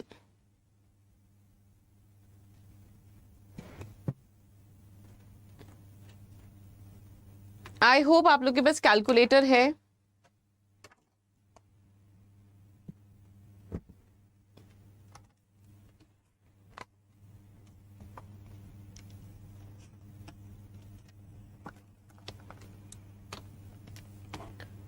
तो अगर अभी तक आप देखें, आपने दोनों सेशन अगर अटेंड करे हैं तो आपका टाइम सीरीज का लीनियर इक्वेशन कंप्लीट हो चुका है, या फिर लीस्ट स्क्वायर इक्वेशन का क्वेश्चन कंप्लीट हो चुका है। हमने मीडियन कर लिया है, हम एक और क्वेश्चन मीडियन का करेंगे सो दैट बिल्कुल फिक्स हो जाएगा, ठीक है। देन हमने कोरिलेशन एंड रिग्रेशन का पूरा कंप्लीट न्यूमेरिकल बेस आज इस क्वेश्चन से कवर कर लिया है। तो स्टैंडर्ड एरर ऑफ एस्टिमेट हो जाए, रिग्रेशन हो जाए, कोरिलेशन कोएफिशिएंट हो जाए, डिटर्मिनेशन हो जाए, वो पूरा इस क्वेश्चन से कवर हो जाएगा। Ramdas sir correct answer, Sweety Kumari it is correct answer. ये क्वेश्चन आपके मॉड्यूल का ही है, राइट ये आप जो क्वेश्चन है आपके मॉड्यूल का है, पीछे प्रैक्टिस सेट में दिया हुआ है। तो बाई चांस अगर किसी को वो केस स्टडी दी है 2, उसमें से पहला क्वेश्चन है, आप चेक भी कर सकते हैं, बट उसका सोल्यूशन मिसिंग है, तो हम यहां पे सोल्यूशन सॉल्व कर लेंगे।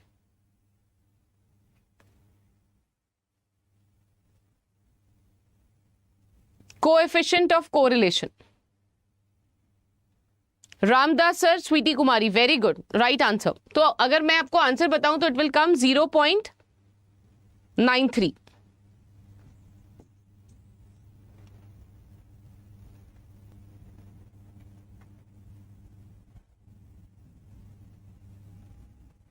अगर किसी को फॉर्मूला नहीं आता या नहीं पता,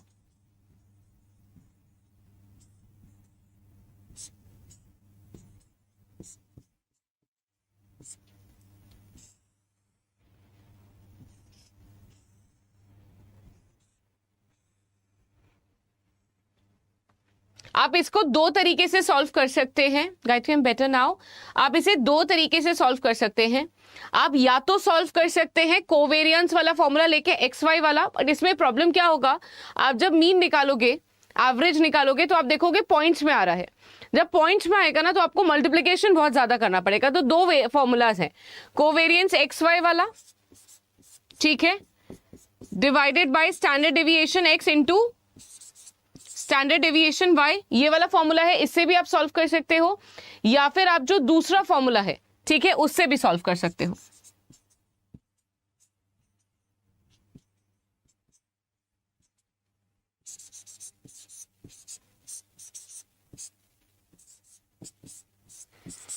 ठीक है, why I am telling you not to use the covariance formula, because इसमें प्रॉब्लम क्या आता है, यहां पे पॉइंट्स में आएगा, आपकी कैलकुलेशन बहुत बढ़ जाएगी।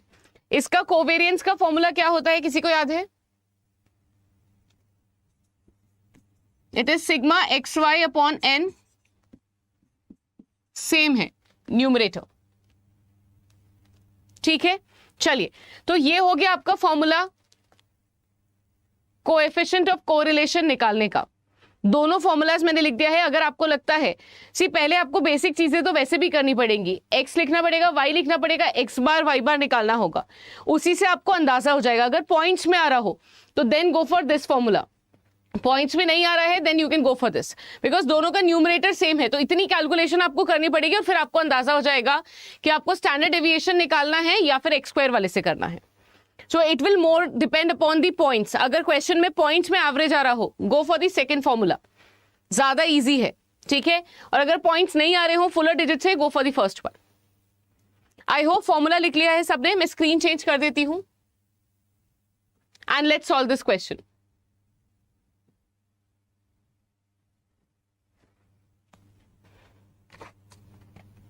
नाउ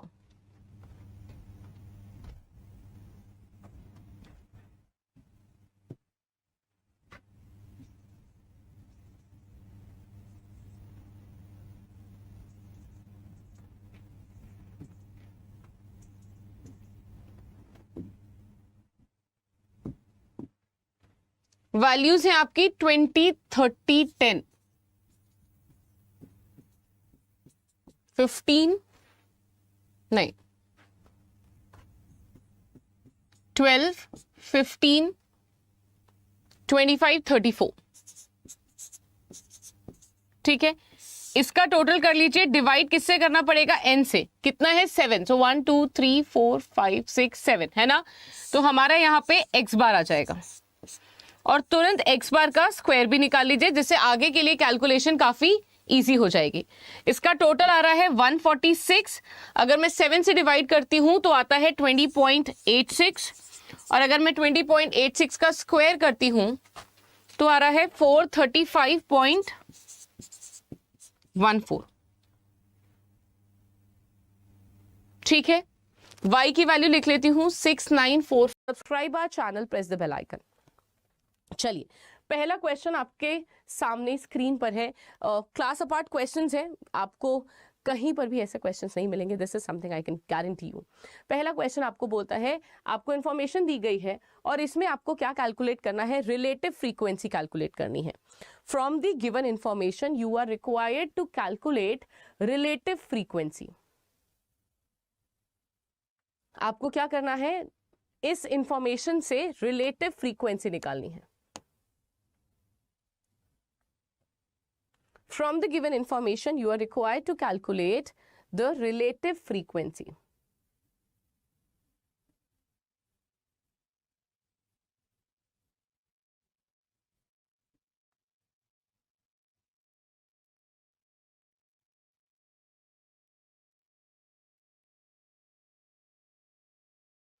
चलिए, कैसे निकालते हैं रिलेटिव फ्रीक्वेंसी, या रिलेटिव फ्रीक्वेंसी का मतलब क्या होता है?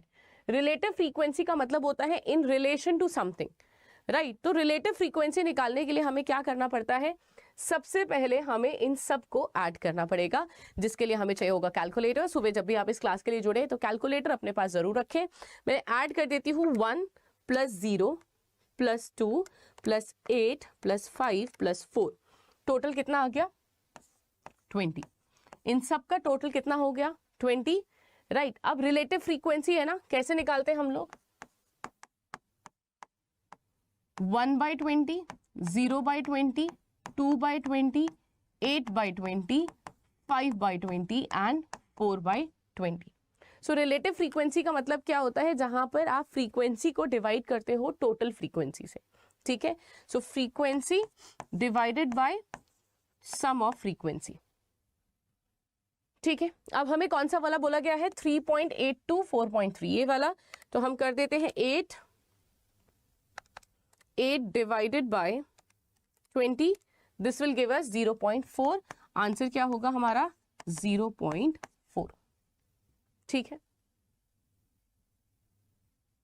तो रिलेटिव फ्रीक्वेंसी कितनी हो गई? 0.4। चलिए, दूसरे क्वेश्चन पे बढ़ते हैं।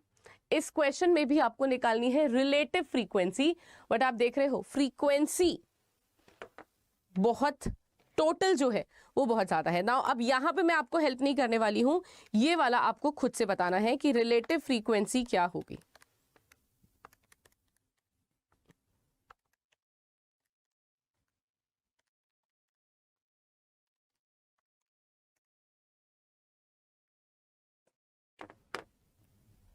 क्या होगी relative frequency for the class और द इंटरवल 4.4 to 4.9?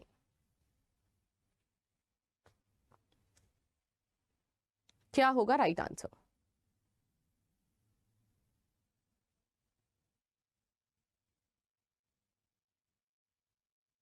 चलिए, अब आपको इसमें क्या करना पड़ेगा, टोटल करा आपने,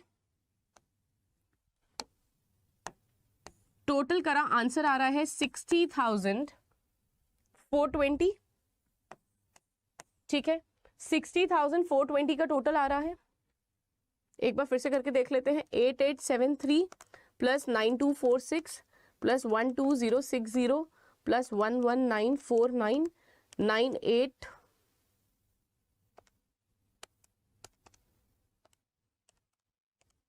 9853 + 8439, 60,420। ठीक है, क्लास कौन सी है? 4.4 से ये, तो हमारा आंसर कैसे निकलेगा? 9853 divided by 60,420। So 9853 divided by 60,420, हमारी फ्रीक्वेंसी आ जाएगी 0.16। ठीक है, आई होप यहां तक अब कॉन्फिडेंस आ गया होगा। अगर बड़ी वैल्यू भी आती है तो कोई भी दिक्कत नहीं है, we can easily solve it. चलिए आगे बढ़ते हैं। Standard error of estimate tells us how good is our prediction. The measure of variation of an observation made around the computed regression line helps in forecasting of the data both A and B. Standard error of estimate, यानी आपने जब estimation करा correlation regression में, regression वाले part में आप estimation करते हो, फोरकास्ट करते हो, और जब आप फोरकास्ट करते हो तो ऐसी पॉसिबिलिटी है कि उसमें कोई ना कोई एरर हो, और उस एरर को कंप्यूट करना, यानी कि उस एरर के डिफरेंसेस को मिनिमाइज करना के कॉन्सेप्ट को हम बोलते हैं standard error, correct, of estimate. कैसे निकालते हैं या क्या बताता है वो हमें बताता है कि हमारा जो प्रिडिक्शन है वो कितना बेहतर है, ठीक है। Helps in forecasting of data, ये तो नहीं है, इसके लिए तो हम स्टैंडर्ड एरर ऑफ एस्टिमेट नहीं, रिग्रेशन यूज करते हैं, इसके लिए हम रिग्रेशन यूज करते हैं, ठीक है। ये हमें बताता है कि हमारा प्रिडिक्शन कितना बेहतर है, और जो हमने मेजर जो रिग्रेशन लाइन के एरिया में हमने जो डेटा प्रिडिक्ट करा है, फोरकास्ट करा है, उसमें कितना वेरिएशन हो सकता है ट्रू डेटा से। तो आंसर क्या होगा, बोथ ए एंड बी, ठीक है। चलिए आगे बढ़ते हैं नेक्स्ट क्वेश्चन पे। Davis furniture company has a revolving credit agreement with the first national bank. The loan showed the following ending monthly balances of last year. The company is eligible for a reduced rate of interest if its average monthly balance is over $65,000. Does it qualify? आपको बताना है कि क्या ये company, Davis furniture company, reduce rate of interest के लिए qualify होती है या नहीं। ना ये question, how are we suppose to solve this question. See, Davis furniture company की रिवॉल्विंग लाइन ऑफ क्रेडिट है। ये कंपनी क्या बोल रही है कि रिड्यूस रेट ऑफ इंटरेस्ट कब मिलेगा, अगर आपका मंथली एवरेज बैलेंस $65,000 से ऊपर हो। तो एवरेज मंथली बैलेंस कैसे निकालेंगे, सबको ऐड करना शुरू कर देते हैं एक बार। 121 300, 112 300, सिंपल एवरेज है। 72,800, 72,800,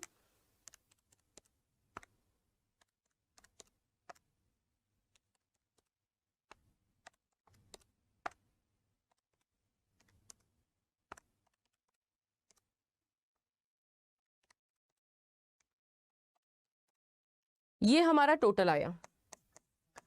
12 महीने का total of 12 month balance is 827600। कितने महीने हैं, 12 महीने, डिवाइड कर लेते हैं, तो एवरेज बैलेंस आ रहा है हमारा 68,967, which is definitely more than $65,000, right. तो क्या होगा, does it qualify, yes it qualifies, क्योंकि हमारा जो एवरेज बैलेंस आ रहा है वो कितना आ रहा है, 68,967। क्वेश्चन में क्या बोला था, it should be more than $65,000, तो definitely we are qualifying for this, ठीक है। चलिए next one, fill in the blanks in relation to the concept of seasonal variation. seasonal variation के concept से related आपको यहाँ पे fill in the blanks भरना है, ठीक है। Number 1, time series also include seasonal variation. Seasonal variation is repetitive and dash. This can be defined as movement around the dash in 1 year or less. To measure seasonal variation, time interval must be measured in dash units like days, week, etc.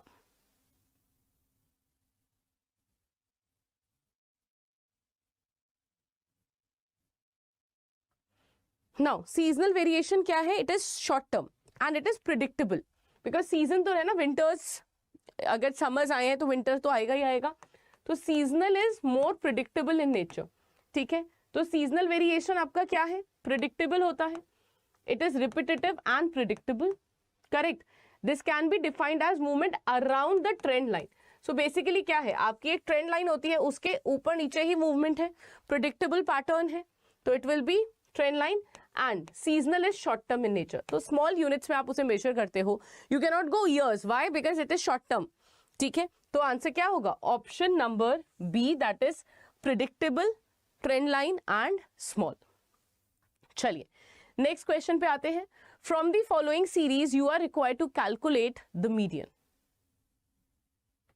आपको series दी गई है, आपको क्या करना है, median calculate करना है।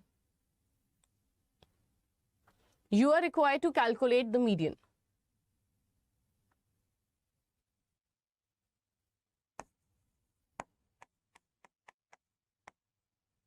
अब ये तो डिस्क्रीट है, कंटिन्यूस सीरीज तो नहीं है, तो डिस्क्रीट में हमें क्या करना है, n plus 1 divided by 2, n का मतलब यहां पे क्या होगा,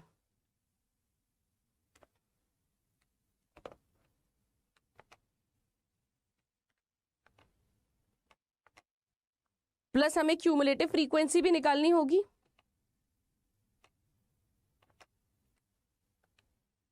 चलिए,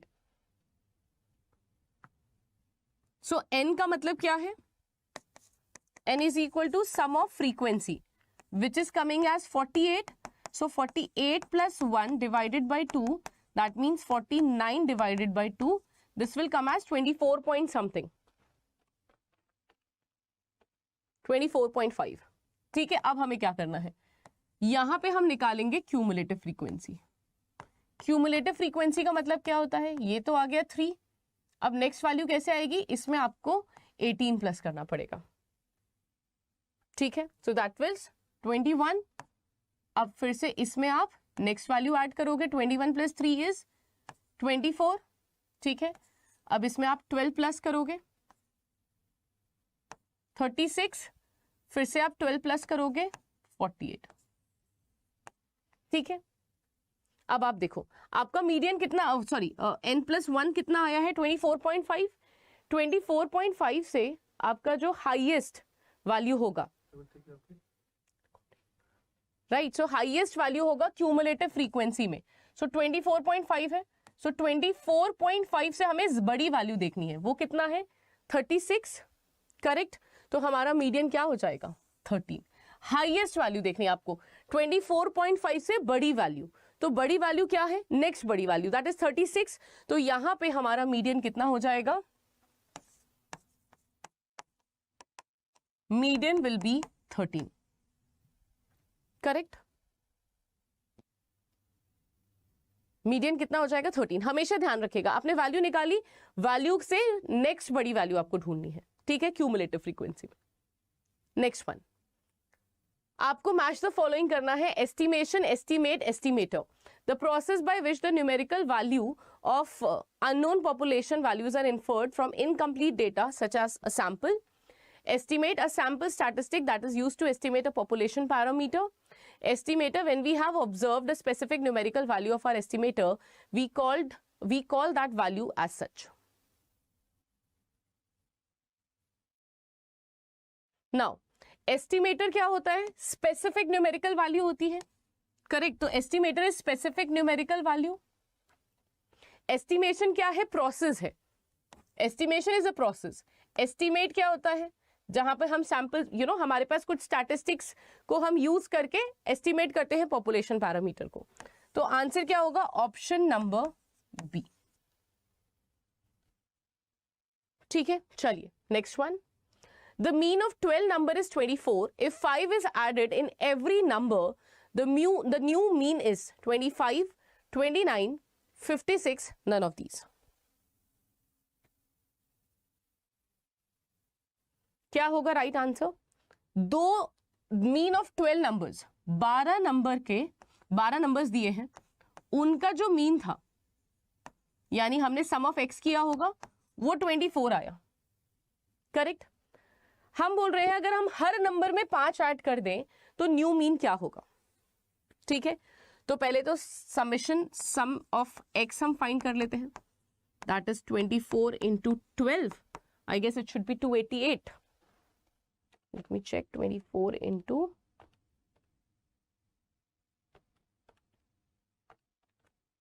करेक्ट 288।